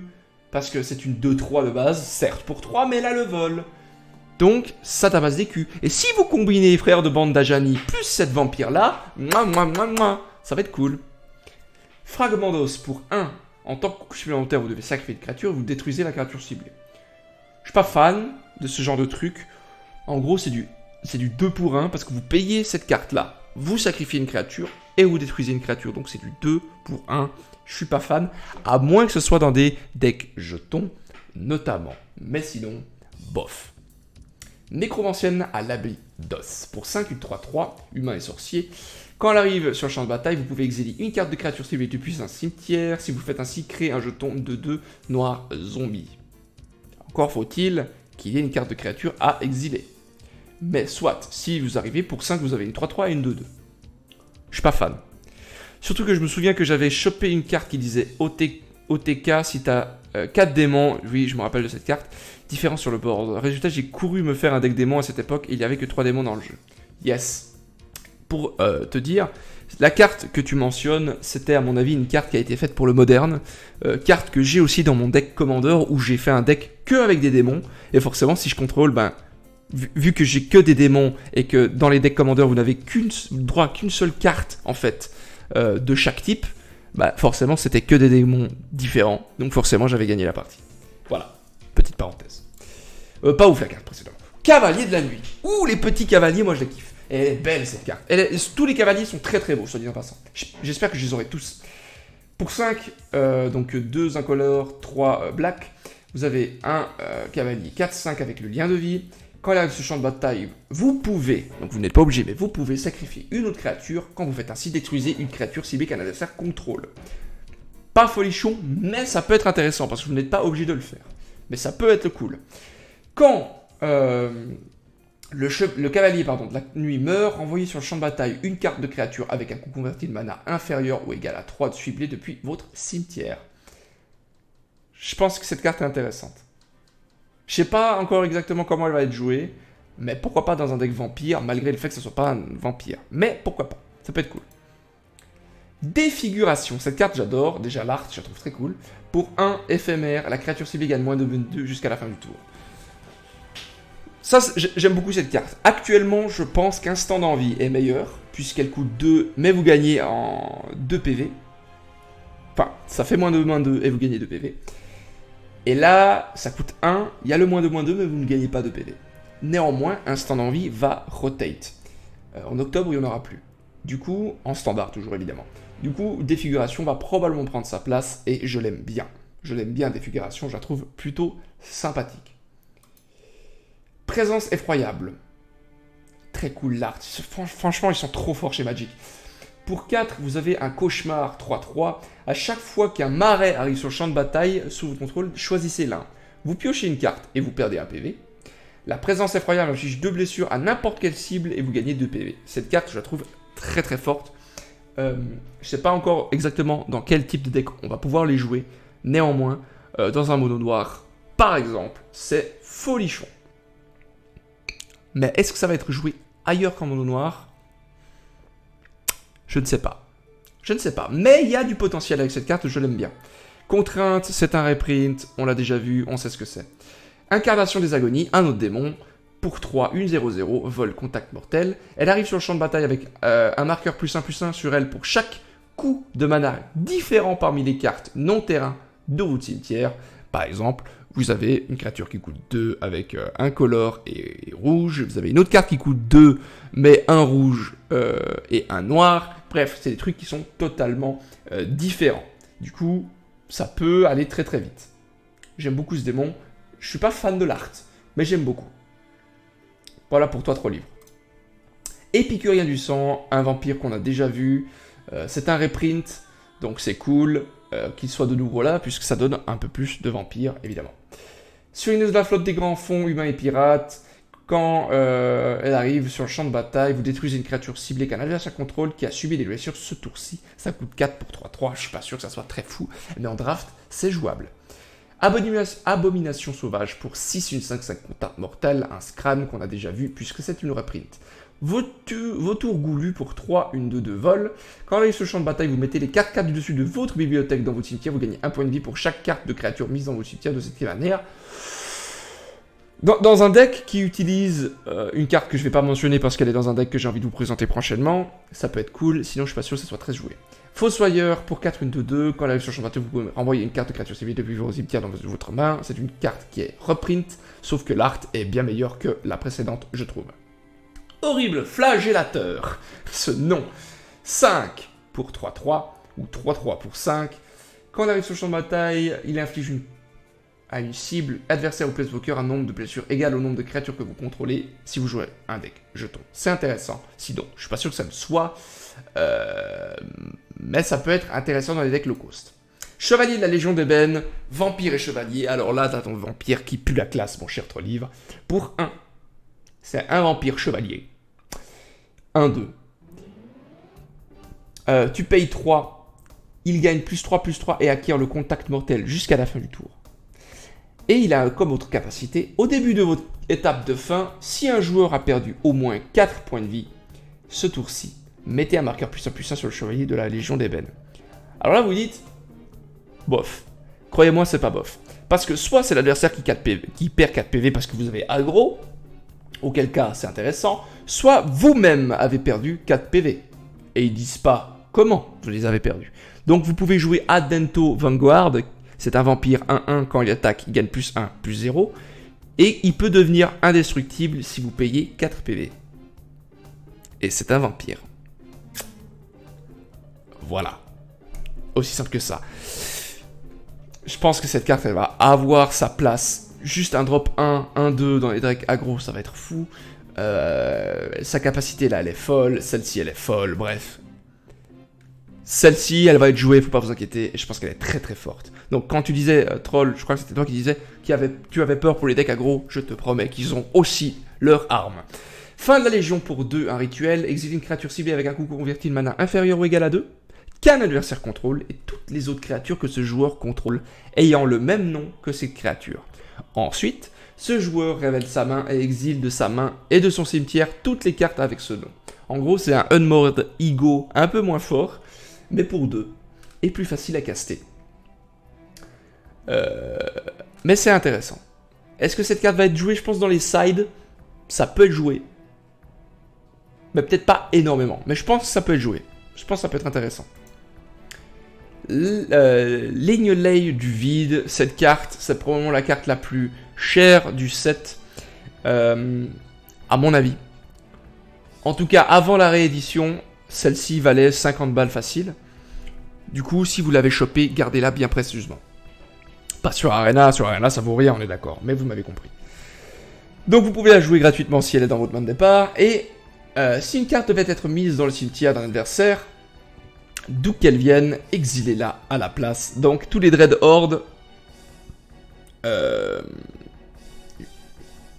Comment s'appelle cette carte? Jouer le général de l'effroi, là, je sais plus comment il s'appelle cette carte, bref, peu importe, ça dégage, plus cette carte-là l'en empêche. J'aime beaucoup cette carte-là, elle est forte. Pourrissement cérébral pour 3, le joueur ciblé c'est 2 fausses de 2 cartes, c'est une carte que nous avons déjà vue, qui est un reprint. Homicide pour 3, détruisez la créature ciblée, c'est un reprint aussi, sauf que je crois qu'avant elle était uncommon, et là elle est common, si je dis pas de conneries. Je peux me tromper, je sais pas pourquoi j'ai souvenir que ce soit grisouillant. Emprise délétère, pour 2, un éphémère, détruisez une cible, créature ou planeswalker verte ou blanche, vous gagnez 1 PV, ça ira dans les sides à mon avis, c'est intéressant parce que ça peut détruire aussi un planeswalker, coucou, Teferi. Alors ça, c'est probablement une de mes cartes préférées du set, quand je l'ai vu, j'ai eu Kiki Bâton. Pour 3, vous avez un zombie et dinosaure, 7-6. Régisor pourrissant. Et au début de votre entretien, vous devez vous défausser d'une carte. Et là, vous lui dites, oh non, c'est trop nul. Sauf que si vous êtes un deck aggro, vous en battez les couilles. Globalement. Deuxièmement, il y a beaucoup de decks qui, justement, seraient très contents de pouvoir se défausser des cartes, puisqu'il y a des moyens de synergiser avec les cimetières. Cette carte-là, je la trouve folle. Je l'aime beaucoup. Je l'aime beaucoup, beaucoup, beaucoup. Elle est très très belle. Qu'est-ce que nul que ceci. 7-6 pour 3. Mouah, zombie et dinosaure. Mouah. Voilà, j'aime trop cette carte. J'espère pouvoir faire un deck autour d'elle. Donc, soyez prêts, madame, monsieur.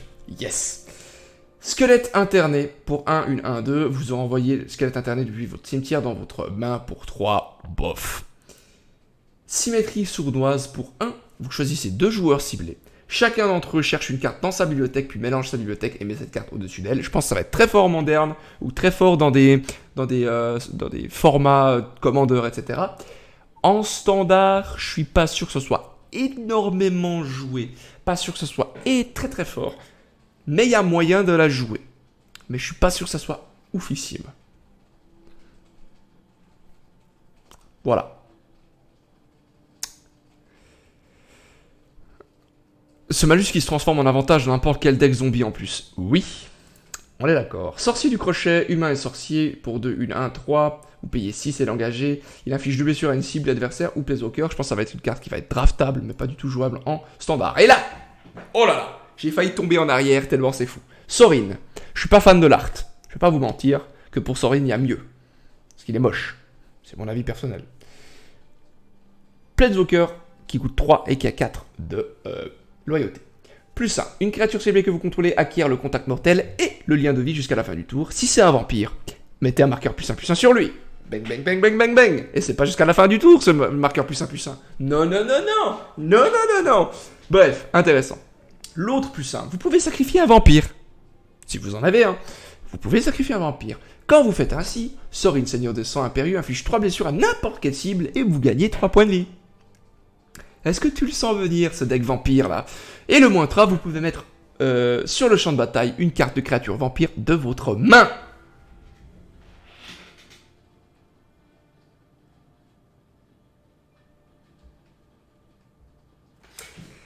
Il y a beaucoup de cartes vampires qui coûtent cher et qui n'ont pas forcément eu leur temps pour briller.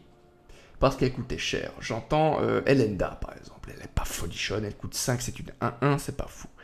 Avec le moins 3 que vous pouvez jouer directement, vous pouvez jouer en gros Elenda pour 3. Ce Sorin-là, croyez-moi, vous allez le voir souvent si vous jouez contre des gens qui jouent vampire. En tout cas, jusqu'en octobre, vous allez le voir vraiment souvent. Parce que c'est pas un deck très difficile à faire, pas très difficile à piloter, et Sorin le rend très très fort. Donc, je vais vous présenter un deck vampire, ne vous inquiétez pas. Fou cette carte, folle, follissime. Récupération d'âme pour 3. Renvoyez jusqu'à 2 cartes de créatures ciblées depuis vos cimetières dans votre main. Bof. Distorsion des pensées. Pour 6, un rituel. Ce sort ne peut pas être contrecarré. L'adversaire ciblé révèle sa main, exilez toutes les cartes non-terrain, non-créatures du cimetière de la main de ce joueur. Cette carte, je l'aime bien, elle coûte un peu cher, à voir si elle va être jouée. Dans les faits, je pense que oui, parce que c'est fort, mais peut-être ce qui pêche un peu, c'est son prix, son coût en mana. Peut-être que ça ne va pas être joué, mais moi, je sens que oui. En tout cas en side. Servant mort-vivant, très belle art. Pour 4, pardon, une 3-2. Quand il arrive sur le champ de bataille, vous créez un jeton 2-2 noir zombie pour chaque carte appelée servant mort-vivant dans votre cimetière. Bon, c'est pas fou, mais ça peut être joué. Dans des decks très low cost, mais pas en standard compétitif. Contrat impie pour 3, enchantement aura. Quand la créature enchantée meurt, envoyez cette carte sur le champ de bataille sous votre contrôle avec un marqueur +1/+1 sur elle. Je suis pas fan de cette carte là, je préfère le Kaya Ghost Form parce que ça coûte 1 et parce que c'est quand la créature meurt ou est exilée et vous pouvez faire ça sur un Planeswalker, donc c'est vachement mieux que Contrat impie. Et Kaya Ghost Form ne quitte pas le standard, donc à mon avis ça va être préféré à Contrat impie. Vampire de la Lune, sinistre pour 1, une 1-1, vampire, contact mortel et lien de vie. Je pense que cette carte va être jouée dans les decks vampires. Chef de guerre, vengeur pour 5, une 4-4, orc et guerrier. Il y a beaucoup d'orques aussi, j'en ai vu quoi, 3-4 là? Je sais plus. À chaque fois que vous perdez des points de vie, pour la première fois, à chaque tour, mettez un marqueur +1/+1 sur le chef de guerre vengeur. Donc à chaque tour, tour de l'adversaire compris. Ça va pas être joué. Vilis, courtier de sang, démon. Pour 8, une 8-8 vol. Il est très stylé. Vous payez 2 points de vie.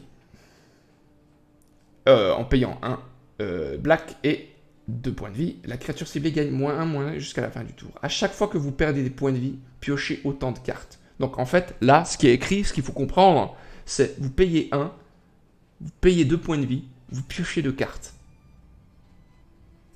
Est-ce que cette carte va être jouée? Je ne pense pas. Est-ce que je l'aime beaucoup et que je vais essayer de faire un deck? Probablement. Guetteur palustre de Yarok. Pour 2, donc noir-noir, une 1-1 horreur. Quand elle arrive sur le champ de bataille, chaque adversaire exile une carte de sa main. Exile une carte de sa main, j'aime beaucoup.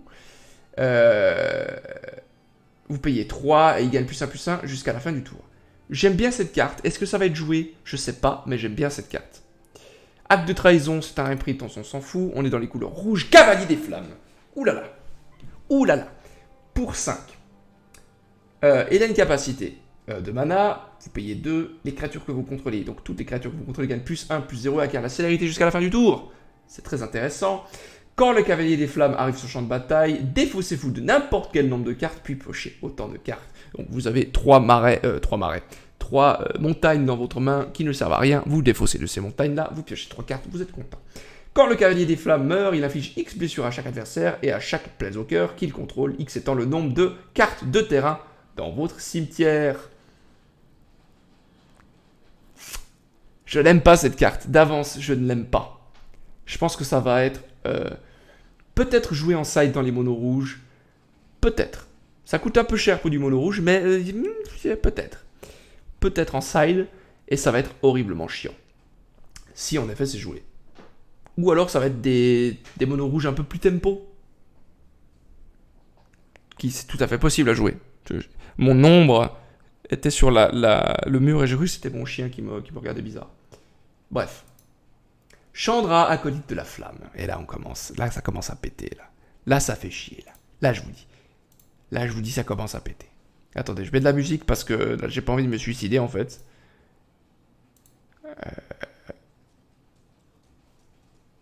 Ouais, on va mettre ça. Attends, merde. Merde. Tout va bien. Tout va très bien. Pour 3. 4. Le 0, mettez un marqueur loyauté sur chaque Planeswalker rouge que vous contrôlez, elle compris. L'autre 0, vous créez 2 jetons 1-1 rouge élémental. Ils acquièrent la célérité, sacrifiez-les au début de la prochaine étape de fin. Je pense que c'est très fort. Le -2, vous pouvez lancer une carte d'éphémère ou de rituel avec un converti de mana inférieur ou égal à 3 ciblés de votre cimetière. Si cette carte devait être mise dans un de votre cimetière, ce tour-ci, exilez-la à la place. Coucou choc, tout coucou frappe foudroyante, coucou tout ça. Donc forcément, très fort. Chandra Fournaise éveillée, une des cartes les plus fortes du set, probablement, pour 6. Ce sort ne peut pas être contrecarré, donc c'est chiant. Le +2 fait que votre adversaire gagne un emblème avec, au début de votre entretien, il vous inflige une blessure. Donc en fait, c'est votre adversaire qui perd un PV. Les emblèmes ne peuvent pas être enlevés. Donc vous voyez venir cette merde. Ça met le +2 en plus. Donc en fait, il fait +2, il arrive à 8. Il va mettre ça. Après, il va faire +2, il arrive à 10. Il va mettre ça, donc vous perdez 2. Il va mettre encore ça, donc vous perdez 3, vous perdez 4, etc. etc. Le -3 fait qu'il inflige 3 blessures à chaque créature non élémentale. MDR, abonne-toi +2, ça fait un rasage de board. Le -X, il inflige X blessures à une cible, créature ou planeswalker. Si un permanent ayant subi des blessures de cette manière devait mourir ce tour-ci, exilez-la à la place. Cette carte est busted. Je pense que je vais faire un deck Grixis autour d'elle. Il y a moyen de faire un truc ou Témur, ou je sais pas encore, mais Grixis en tout cas de sûr. Je vais essayer de faire ça avec elle parce que c'est monstre fort. Chandra Pyromancienne Novice pour 4, un Planeswalker à 5. +1, les éléments que vous contrôlez gagnent +2, +0 jusqu'à la fin du tour. Le moins, ajoutez rouge-rouge. -2, Chandra inflige 2 blessures à n'importe quelle cible. Est-ce que ça sera joué de ça véritablement? Pas sûr. Peut-être dans des monos rouges un peu budget, ou dans des decks qui comportent du rouge un peu budget. Pourquoi pas, mais sinon je suis pas sûr. Chat de Bresse de Chandra pour 2, une de 2. Ajoutez rouge, ne dépensez ce mana que pour lancer un sort élémental ou un sort de Planeswalker. Chandra, pas ouf. Dernier outrage de Chandra pour 4. Le dernier outrage de Chandra inflige 4 blessures à une créature ciblée et 2 blessures au contrôleur de cette créature. Pas sûr que ce soit joué, mais pourquoi pas. Régulateur de Chandra pour 2, un artefact légendaire. À chaque fois que vous activez une capacité de loyauté d'un Planeswalker Chandra, vous pouvez payer 1. Si vous faites ainsi, copier cette capacité. Vous pouvez choisir de nouvelles cibles pour cette copie. Donc on revient en arrière et on va parler de cette idiote-là. Vous faites le +2. Vous payez 1 et en fait vous en mettez 2 par tour, c'est complètement stupide. Maintenant, je trouve que c'est un peu une carte niche, ça doit être une carte qui doit être jouée avec des Chandra. Si vous ne jouez pas de Chandra, elle ne sert à rien. Quasiment. Sauf le 1, défaussez-vous d'une carte montagne ou d'une carte rouge, piochez une carte, ça pourquoi pas. Ça peut être intéressant dans un deck qui struggle un petit peu, mono rouge tempo, je ne sais pas, des trucs qui n'existent pas. Crash Feu de Chandra pour 3, 1-3 vol à chaque fois qu'un adversaire subit des blessures de non-combat, le crash-feu gagne +3, +0 jusqu'à la fin du tour. Ça, je pense que ça va pas être nul. Pas sûr, mais ça va pas être nul, ça. Ça a l'air tourné élémentaire, le rouge, et on a vu pas mal d'élémentaires bleus aussi, non? Ils étaient élémentaires envisageables. Totalement envisageables. Plus que totalement envisageables. Je pense. À quel point ça va être fort? Je ne sais pas. Mais ce qui est cool avec ce set, c'est un set de base, d'accord? Donc c'est fait pour apprendre à jouer à Magic, pour kiffer un peu les synergies avec les cartes, pour un peu essayer de créer tes trucs. Donc ça, si tu veux reprendre le jeu maintenant, c'est le meilleur set avec lequel tu peux recommencer ou commencer. Voilà, je dis ça à celles et ceux qui voudraient peut-être commencer dans le jeu et qui sont pas trop sûrs. Franchement, foncez. En plus, il est vraiment très bien fait ce core set. Aéronaute à dague voile pour 4, 1, 3, 2. Et puis tant que c'est votre tour, il a le vol. Je suis pas super fan de cette carte. Excavateur destructeur pour 3, 1, 3, 2.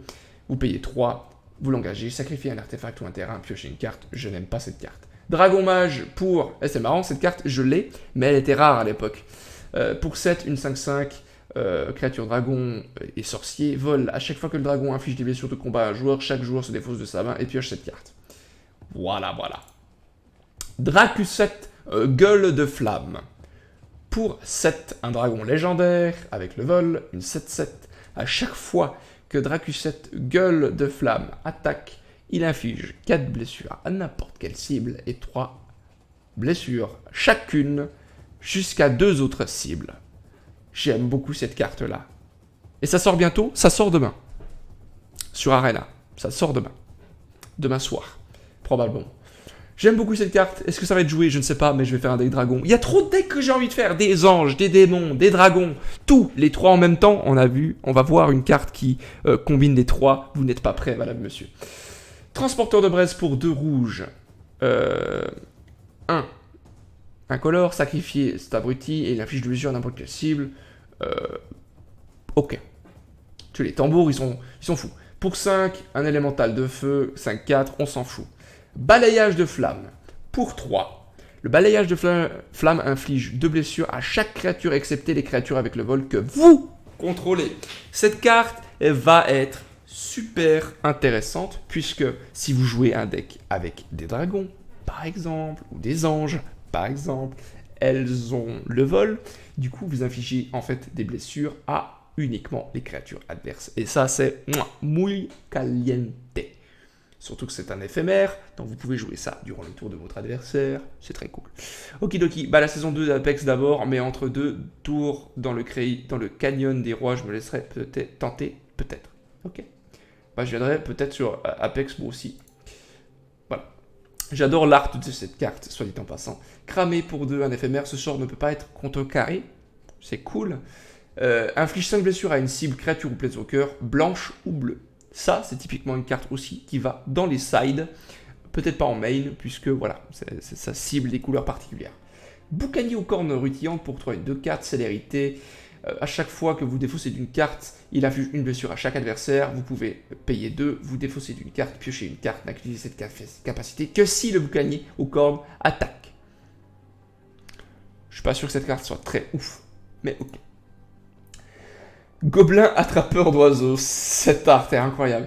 Pour 2, une 2-1, il acquiert le vol jusqu'à la fin du tour, n'activez, bordel de cul, putain de bordel de merde, n'activez cette capacité que si vous contrôlez une créature avec le vol.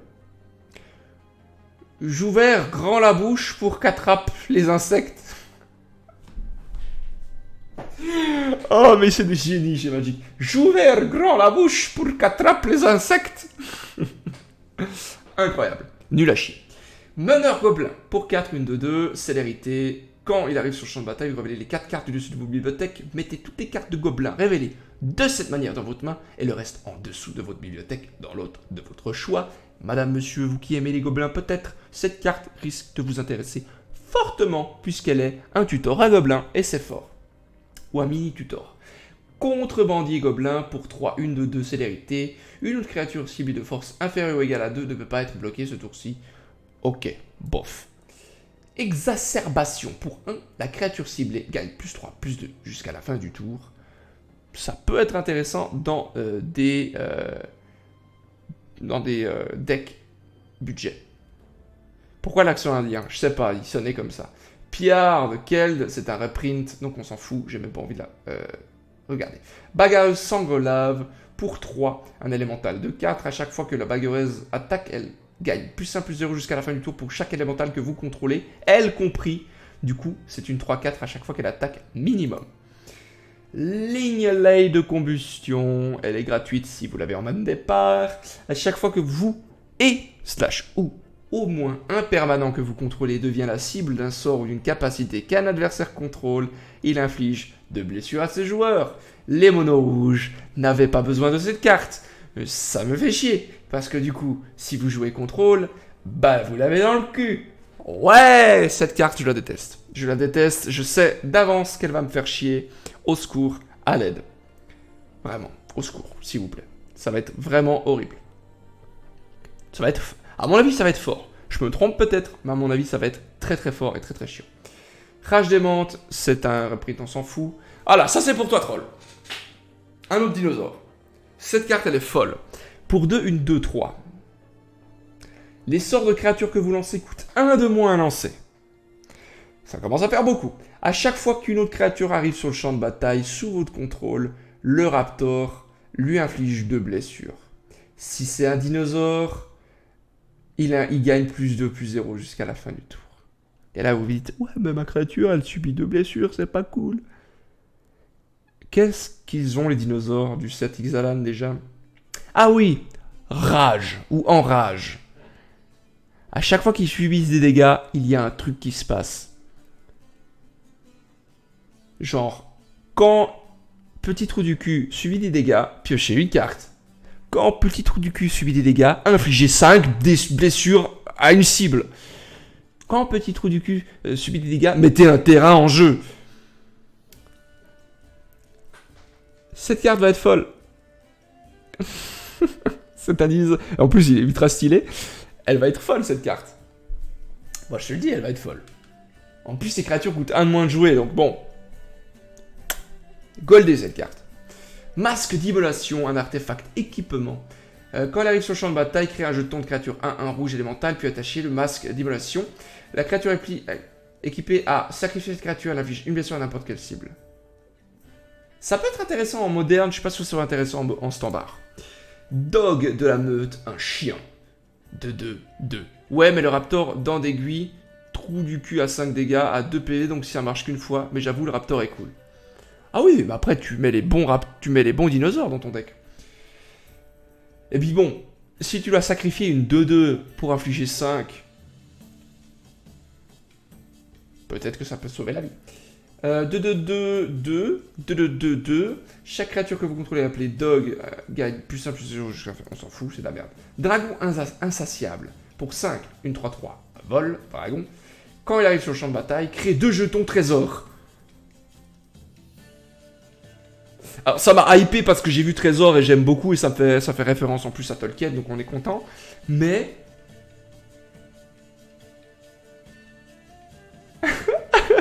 il ne remarquera sûrement pas si je prends 3 petits points. Teria, la maligne, dernier mot.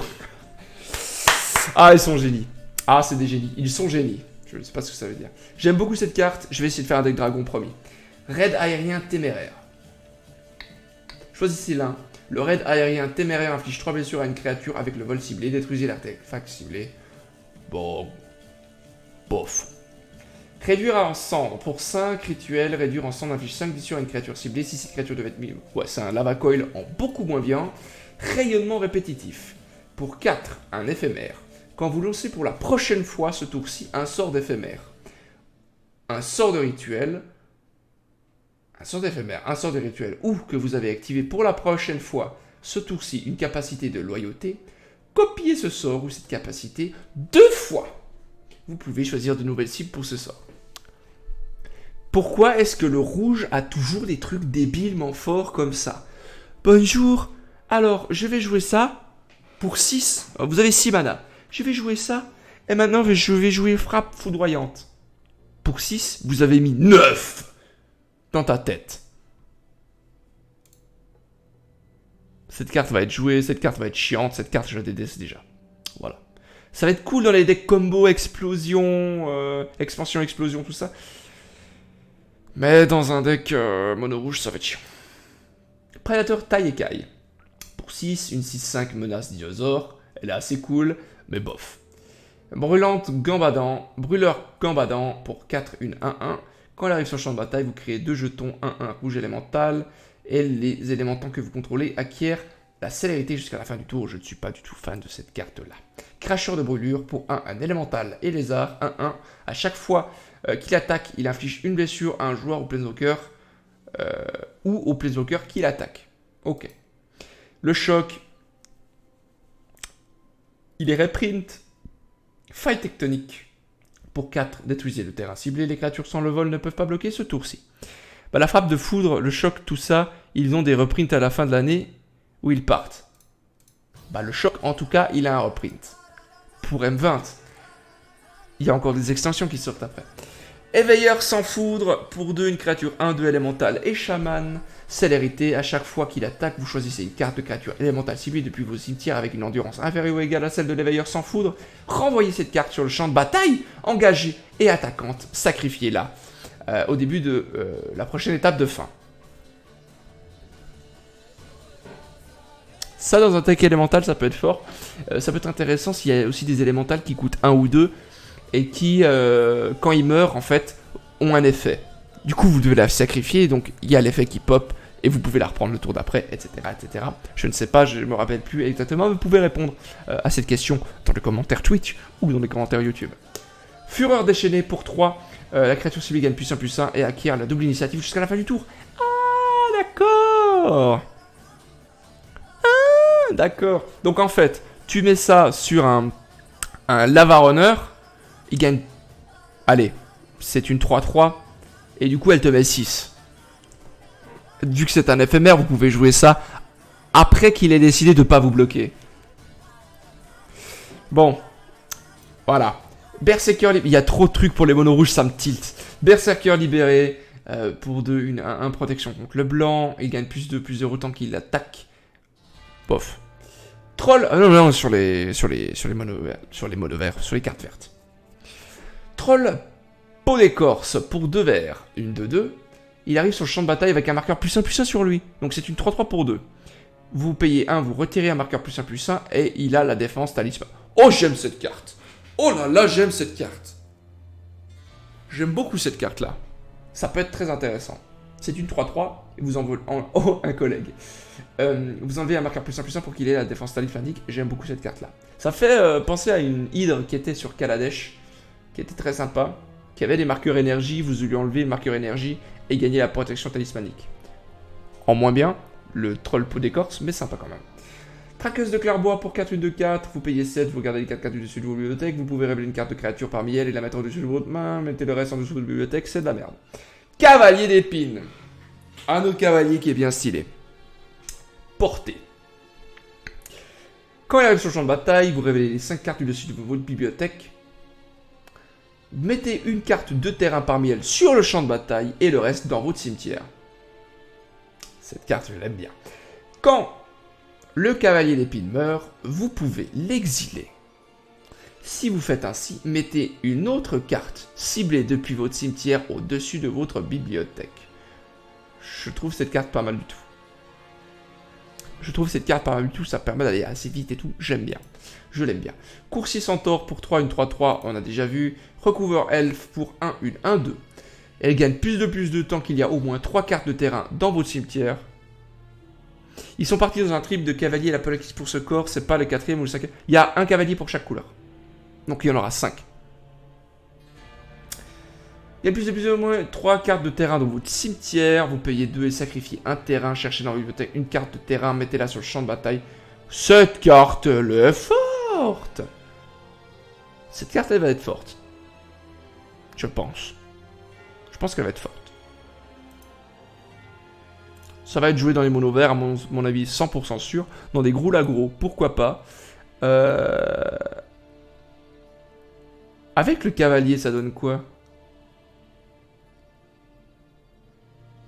Ah non, avec le cavalier, ça donne pas grand-chose. Mais ok. Invocation sauvage pour 3, flash. Elle gagne +2/+2. Bon, ça va être joué, je pense, dans les budgets, mais c'est pas ouf. Le louveteau féroce pour 3, une 0-1. Quand elle arrive sur le champ de bataille, vous créez un jeton de 2 vert et loup. C'est choupi, mais c'est nul à chier. Gargos, gardien vicieux. Une hydre que j'aime beaucoup. Pour 6, une 8-7 avec la vigilance. Les sorts d'hydre que vous lancez coûtent 4 de moins à lancer. Hydroïde Krasis. À chaque fois qu'une créature que vous contrôlez devient la cible d'un sort, Gargos, gardien vicieux, se bat contre jusqu'à une créature ciblée que vous ne contrôlez pas. J'aime beaucoup cette carte. J'aime vraiment beaucoup cette carte.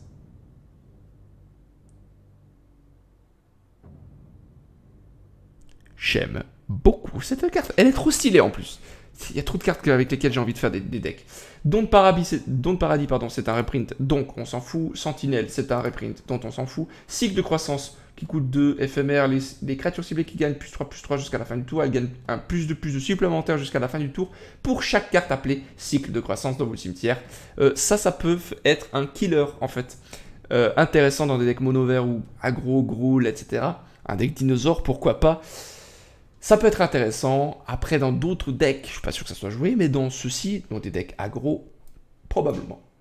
Guérisseur de la clairière pour 1-1-2. Quand elle arrive sur le champ de bataille, vous gagnez 3 points de vie. Très intéressant contre mono rouge. Très intéressant contre des aggros. Une 1-2 pour 1 qui vous fait gagner 3 PV. C'est très fort.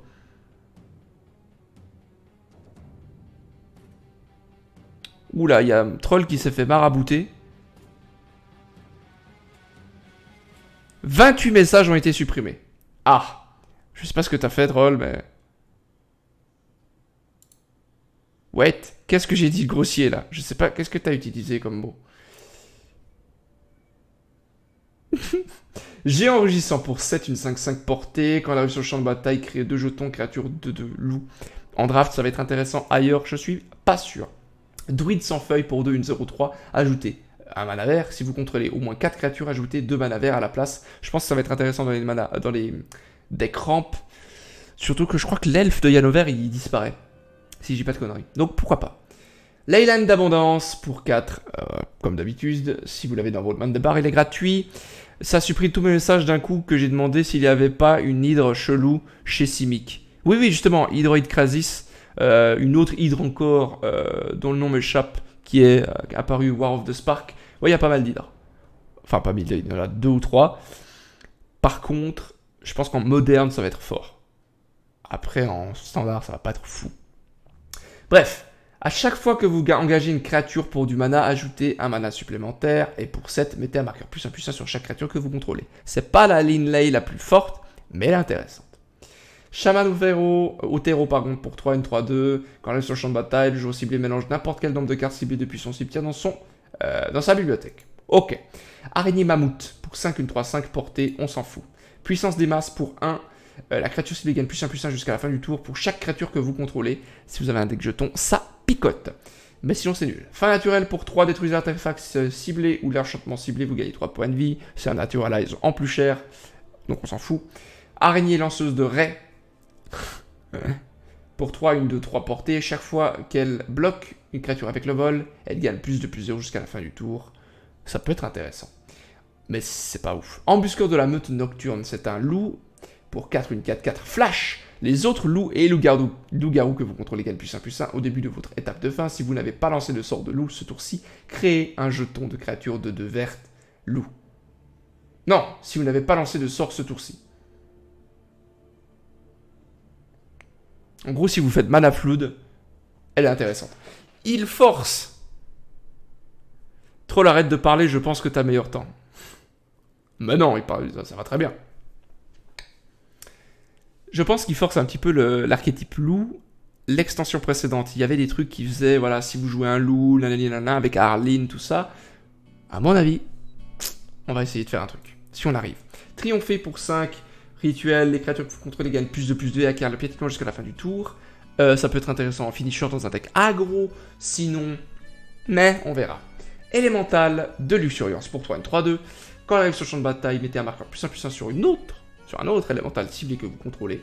À chaque fois qu'une autre créature que vous contrôlez meurt, vous gagnez un PV. Si cette créature est un élémental, mettez un marqueur +1/+1 sur l'élémental de luxuriance. Je trouve que cet élémental-là est plutôt pas mal. Donc si tu veux faire un deck élémental, il faut faire un Témur vert, rouge, bleu. Parce que celle-ci, elle est folle dans un deck élémental.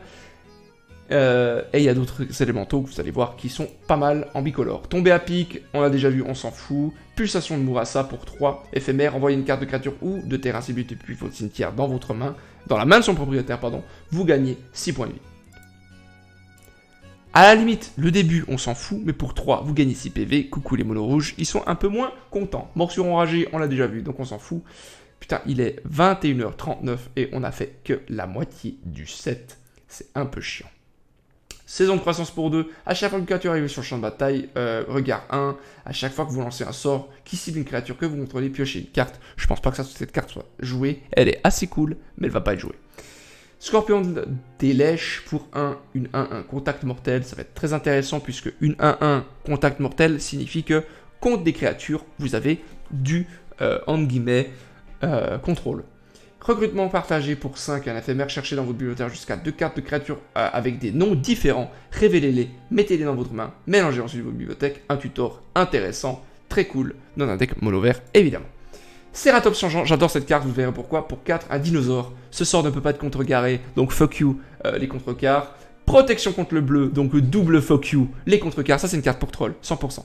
Et vous payez 1. Il acquiert, selon votre choix, parce que oui, c'est du caviar ce truc, la portée, le piétinement ou la célérité jusqu'à la fin du tour. Donc en fait, si vous le piochez sur votre tour 5, vous avez 5 mana, imaginons, vous pouvez payer 5 en tout et attaquer directement avec le Ceratops. Très intéressante cette carte-là. Et c'est un dinosaure Shamala à dos argenté pour 5, une 5 piétinement. Et quand il meurt, vous piochez une carte. Fragation des alliés pour 4, une 4, 3 piétinement. Les autres élémentaux que vous contrôlez ont le piétinement. Ouch. Protodonte, il a été réédité, c'est cool, c'est un dinosaure et il est fort. Voile de l'été pour 1 éphémère, vous piochez une carte si un adversaire a lancé un sort bleu ou noir ce tour-ci. Les sorts que vous contrôlez ne peuvent pas être contrecarrés ce tour-ci. Vous et les permanents que vous contrôlez acquérez la défense talismanique contre le bleu et contre le noir jusqu'à la fin du tour. Carte intéressante à mettre en side, sinon bof. Vivienne Ranger au Bestiark pour 4, une Planeswalker à 4, le plus 1. Vous répartissez 2 marqueurs +1/+1 entre 2 créatures ciblées. Elles acquièrent le piétinement jusqu'à la fin du tour. Bof, bof si vous jouez pas un deck créature, évidemment. Le -3, une créature ciblée que vous contrôlez un nombre de blessures égal à sa force à une créature ciblée, créature ou Planeswalker. Et -5, vous pouvez choisir une carte de créature que vous possédez en dehors de la partie, donc en side, la révéler et la mettre dans votre main. Je vais pas vous mentir, j'aime pas du tout cette Vivienne, je la trouve nulle. Alors, je me trompe probablement, mais je sais pas, je la trouve pas folle du tout. Pas folle du tout. Je sais pas. Hydre vorace, une autre hydre, 2 et X, piétinement, il arrive sur le champ de bataille avec X marqueurs +1/+1 sur elle. Quand il arrive sur le champ de bataille, vous choisissez soit de doubler les marqueurs +1/+1 sur l'hydre, soit elle se bat contre une créature ciblée que vous ne contrôlez pas. Donc en fait, vous pouvez payer, imaginons, 5, et pour 7, c'est une 10-11 piétinement. Moi j'aime bien cette hydre-là. Cervoras pour 6, une 7-7, on s'en fout. Élémental sous cheville pour 6, une 5-5, vous payez 2, 4, 5 mono vert. Vous dégagez un terrain ciblé que vous contrôlez, il devient une créature 5-5 élémentaire avec la célérité, c'est toujours un terrain, ça fait un effet Nissa, c'est toujours très intéressant, sauf que c'est une 5-5, voilà. Lien lupeux. Enchanté de créature, quand elle arrive sur le champ de bataille, crée un jeton 2-2 vers loup, la créature enchantée gagne +2/+2, il force les loups. Celle de chevaucheur de loup, pour 4, un équipement. Quand elle arrive sur le champ de bataille, vous créez un jeton de créature 2-2 verte loup, puis attachez le machin. Il gagne +1/+1 et ne peut pas être bloqué par plus d'une créature. Il force un peu le loup. Championne des sylves, il y a un loup derrière, non c'est un chat. Pour 2, une 2-2, à chaque fois qu'au moins un jeton arrive sur le champ de bataille, sur votre contrôle, mettez autant de marqueurs +1/+1 sur la championne des sylves. Ah! Ça dans un deck jeton célestien, ça peut être très fort. Chevalier, on arrive maintenant sur le bucolore. Chevalier cadavérique, j'adore cette carte. Pour un blanc, un noir, une 2-2. Zombie et chevalier. À chaque fois qu'une autre créature arrive sur le champ de bataille, sous votre contrôle, chaque adversaire perd 1 PV. Ça peut être des jetons. Pas mal cette carte. Pionnier rampant pour un rouge, un vert, élémental. Les autres élémentaux que vous contrôlez gagnent +1/+0. Et 4, vous payez 4. Le pionnier rampant gagne +1/+1 jusqu'à la fin du tour pour chaque élémental que vous contrôlez. Et c'est une 2-2. Intéressant. Aigle empyréen. Incolore, blanc, bleu. Vol, les autres créatures avec le vol que vous contrôlez gagnent +1/+1. Toi qui voulais te faire un deck avec le vol, mon cher troll, c'est à te faire 4 fois celle-ci. Seigneur de la guerre souche-fer, incolore, vert, blanc.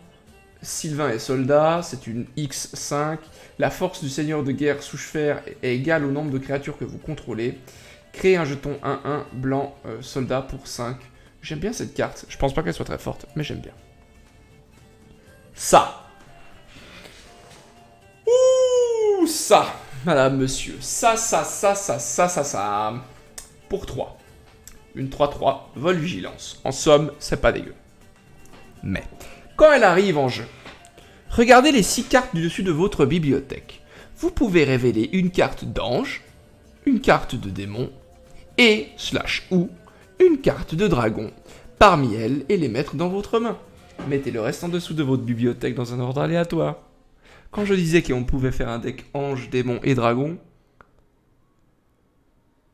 on peut faire un deck ange, démon et dragon.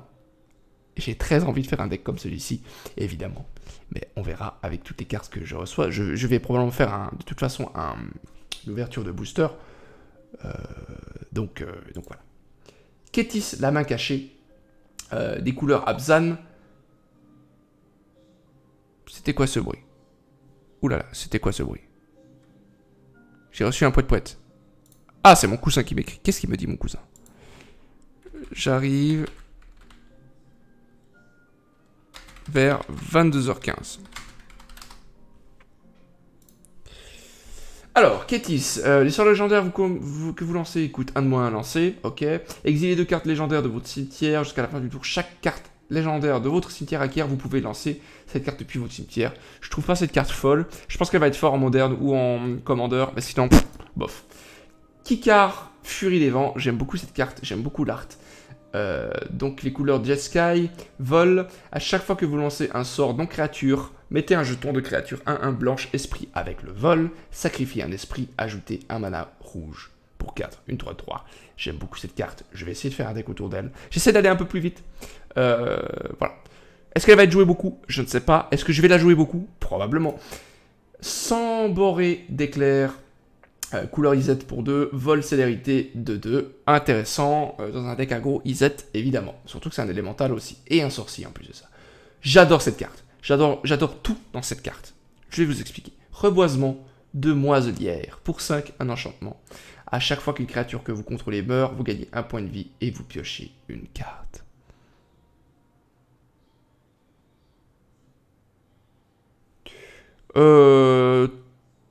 Normalement, ils acceptent.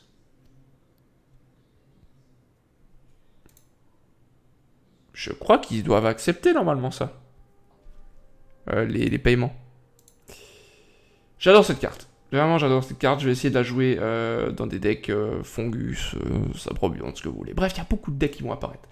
Il n'est pas impossible qu'il y ait une vidéo par jour qui sorte, hein, les gars. Je vais pas vous mentir, parce que sinon j'arriverai jamais à vous montrer tous les decks si je fais 2 vidéos par semaine Magic et 2 vidéos Temtem par semaine, donc 4 vidéos sur 7 jours. J'arriverai pas à vous montrer tout ce que je veux, donc pas impossible qu'il y ait un peu plus de vidéos. Ogre brise siège pour 4, une 4-3, vous payez 4, détruisez une créature ciblée qui a subi des blessures sur ce tour-ci, bof. Omnac Locus du roulis, trop libre, toi qui voulais un élémental dans ces couleurs-là, vert, bleu, rouge, voici donc ton champion. Pour 4, une 3-3, quand il arrive sur le champ de bataille, il inflige à n'importe quelle cible un nombre de blessures égal au nombre d'élémentaux que vous contrôlez, lui compris. À chaque fois qu'un terrain sur le champ de bataille... sous votre contrôle... Attends, à chaque fois qu'un terrain arrive sur le champ de bataille, j'ai oublié un mot, sous votre contrôle, mettez un marqueur +1/+1 sur un élémental ciblé que vous contrôlez. Si vous contrôlez au moins 8 terrains, piochez une carte. J'aime beaucoup cette carte. Pareil, ça va partir sur un deck élémental. Lui, il est très fort. Lui, il est fou. Lui, il est fou. Lui, il est fou dans un deck élémental. Et étant donné que vous jouez probablement ces couleurs-là, lui, il va être dans le deck aussi. Une 1-1 pour 3. À chaque fois que cet abruti ou un autre élémental arrive sur le champ de bataille, sous votre contrôle, regardez la carte du dessus de votre bibliothèque. Si c'est une carte de terrain, vous pouvez la mettre sur le champ de bataille engagée. Ça rampe, c'est fort. Si vous ne mettez pas la carte sur le champ de bataille, mettez-la dans votre main. Donc, de toute façon, vous mettez une carte du dessus de votre bibliothèque, soit en jeu, soit dans votre main. Et du coup, c'est comme si vous avez pioché une carte. Donc c'est trop fort. Ils ont une bonne gueule, ces élémentaires. Oui, c'est clair. Moi, je vais me faire un deck élémentaire, c'est clair. Avec lui, ça va être fou. Ça va être fou. Avant-garde des chevaliers célestes pour 2, une 1-2. Avec le vol. À chaque fois qu'il attaque, crée un jeton 1-1 blanche, soldat engagé et attaquant. Je pense que ça va être très fort dans les decks Boros aggro. Très intéressant en tout cas. Sauter maintenant. Très intéressante cette carte-là, j'aime beaucoup. Liche engrimoiré. Pour 3, une 1-3, contact mortel, lien de vie. Et à chaque fois qu'elle arrive sur le champ de bataille, ou inflige des blessures de combat à un joueur, piochez une carte, puis défaussez-vous d'une carte. J'aime beaucoup cette carte-là, je dois vous l'avouer. Yarok le profané, élémentaire et horreur. Mais dans les couleurs Sultai, une 3-5, contact mortel, lien de vie. Il est ultra stylé.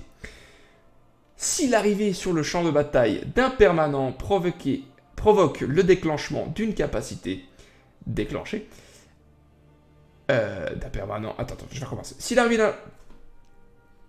J'ai envie d'éternuer, c'est horrible. Si l'arrivée sur le champ de bataille d'un permanent provoqué... Mais putain, pourquoi je dis provoqué? Je suis consanguin, alerte mongol. Si l'arrivée sur le champ de bataille d'un enculé de permanent provoque le déclenchement d'une capacité déclenchée d'un permanent que vous contrôlez, cette capacité se déclenche une fois de plus. En gros, tu fais proquer un machin, bah ça fait proquer 2 fois. Voilà. Et c'est trop fort. Mais pourquoi qu'est-ce qu'il fait, troll, là? Tu mets quoi comme mot, Trolliv, pour te faire...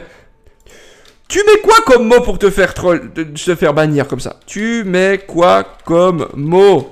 Idiot. Oui, avec S. Je ne dis rien. Mais pourquoi? Est-ce qu'il y a un modérateur qui s'amuse à le bannir gratuitement?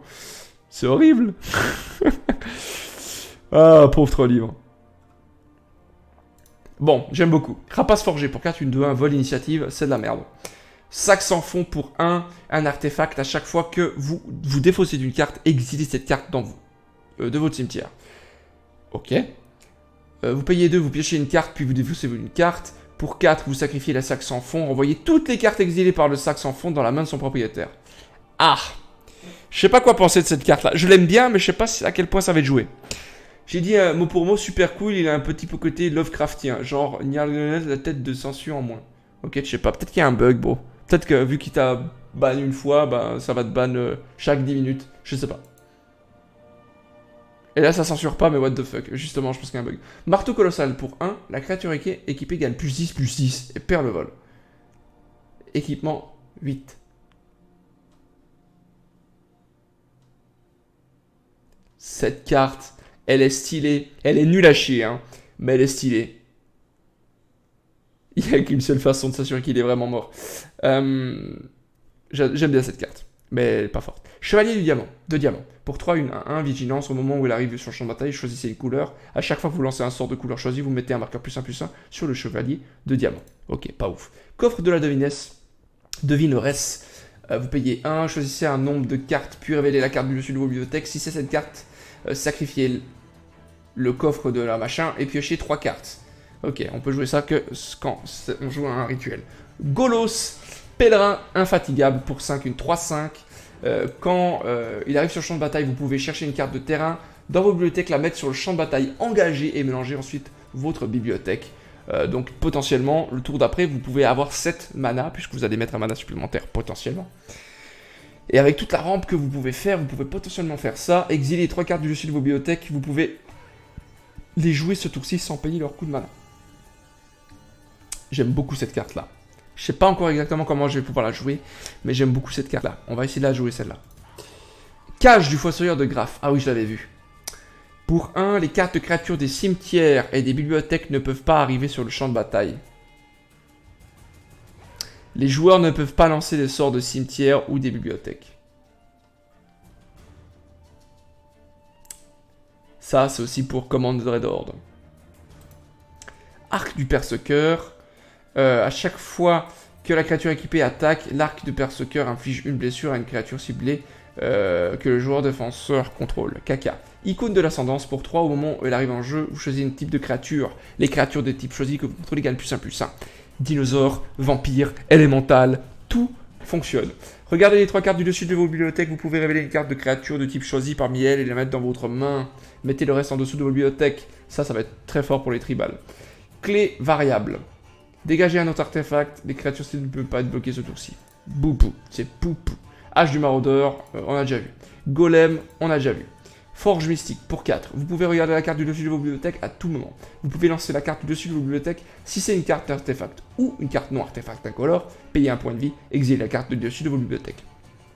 Vous vous rappelez du deck Karn que j'ai fait? Deck incolore, mono rouge incolore, ou juste le deck incolore? Bah je vais upgrader ce deck là. Juxtaposeur de motifs pour 4, une 3-3. Quand elle arrive sur le champ de bataille, vous pouvez chercher dans votre bibliothèque une carte ayant le même nom qu'une autre créature que vous contrôlez, la révéler, la mettre dans votre main et mélanger votre bibliothèque. Prismite, on l'a déjà vu. Baguette vindicatrice, inflige une blessure à n'importe quelle cible. Quand elle est mise dans un cimetière depuis le champ de bataille, elle inflige 5 blessures à n'importe quelle cible. Intéressant, très intéressant. Récupérateur des ruines pour 3, une 2-1. Vous recherchez un truc, on s'en fout. Trousse cabot pour 3, une 2-2. Ajoutez un mana de la couleur de votre choix. La créature ciblée devient de la ou des couleurs de votre choix jusqu'à la fin du tour. Je sais pas exactement comment on peut jouer ça. Peut-être en standard, ça va pas être intéressant. Peut-être qu'en moderne, oui. Brigadier d'acier pour 2, une 1-1. Mettez un marqueur +1/+1 sur chaque créature artefact que vous contrôlez. Ça, je pense que ça va être intéressant. Pas impossible qu'on la joue. Golem de pierre, 5-4, on s'en fout. Fiole de feu des dragons. Ah, c'est ça dont parlait une certaine carte dont j'ai oublié le nom. Payez 2, sacrifiez la fiole de feu, elle inflige une blessure à une créature super, c'est de la merde. Ouh, c'est de la merde. Allez, puis là, on arrive sur les terrains. Quand elle arrive en jeu, engagé, vous gagnez un point de vie. Vous gagnez un point de vie. Ok. Vous piochez une carte en la sacrifiant. Et on peut activer ça seulement si on contrôle au moins 5 terrains. Ça arrive en jeu, on gagne un point de vie. Ça, on connaît. Ça, le champ des morts. Elle arrive en jeu engagé, vous ajoutez un incolore. À chaque fois qu'un terrain arrive en jeu, sous votre contrôle, si vous contrôlez au moins 7 terrains avec des noms différents, créez un jeton de 2 noirs zombies. Ok, bof. Ça on connaît, ça fait gagner un PV. Champ de Lotus, ça c'est une carte que j'aimerais vraiment beaucoup recevoir en papier. Je trouve ça incroyable. C'est un terrain avec la défense talismanique. Quand elle arrive sur le champ de bataille, elle arrive en champ de bataille engagé. Et quand elle arrive sur le champ de bataille, vous sacrifiez 2 terrains. Ajoutez 3 manas d'une seule couleur de votre choix. Cette carte, elle est folle, j'adore. Celle-là, elle va valoir, je sais pas combien, mais elle va valoir cher à mon avis. Cette carte, elle va monter en prix 100% sûr, si vous avez envie d'avoir en papier. Là, elle coûte 8, mais je pense qu'elle va augmenter de prix. Haute terre, vous gagnez un PV, vous gagnez un PV, vous gagnez un PV, Ah, elle arrive sur le champ de bataille engagé, et quand elle arrive, regard 1... pareil, regard 1, regard 1, regard 1, regard 1. C'est assez cool ces terrains-là. C'est assez cool, j'aime bien. J'aime bien. Et ensuite, on a, eh bien, que les terrains standards. Voilà pour cette petite annonce. La petite sœur du Lotus Noir, peut-être. Voilà pour cette petite annonce de preview de cartes, etc. Comme je l'ai dit, j'étais un peu rapide sur les dernières cartes parce que ça commençait à être un peu long. Mais de manière générale, j'aime beaucoup le Core 7 2020. Je trouve qu'il est largement supérieur au Core 7 2019.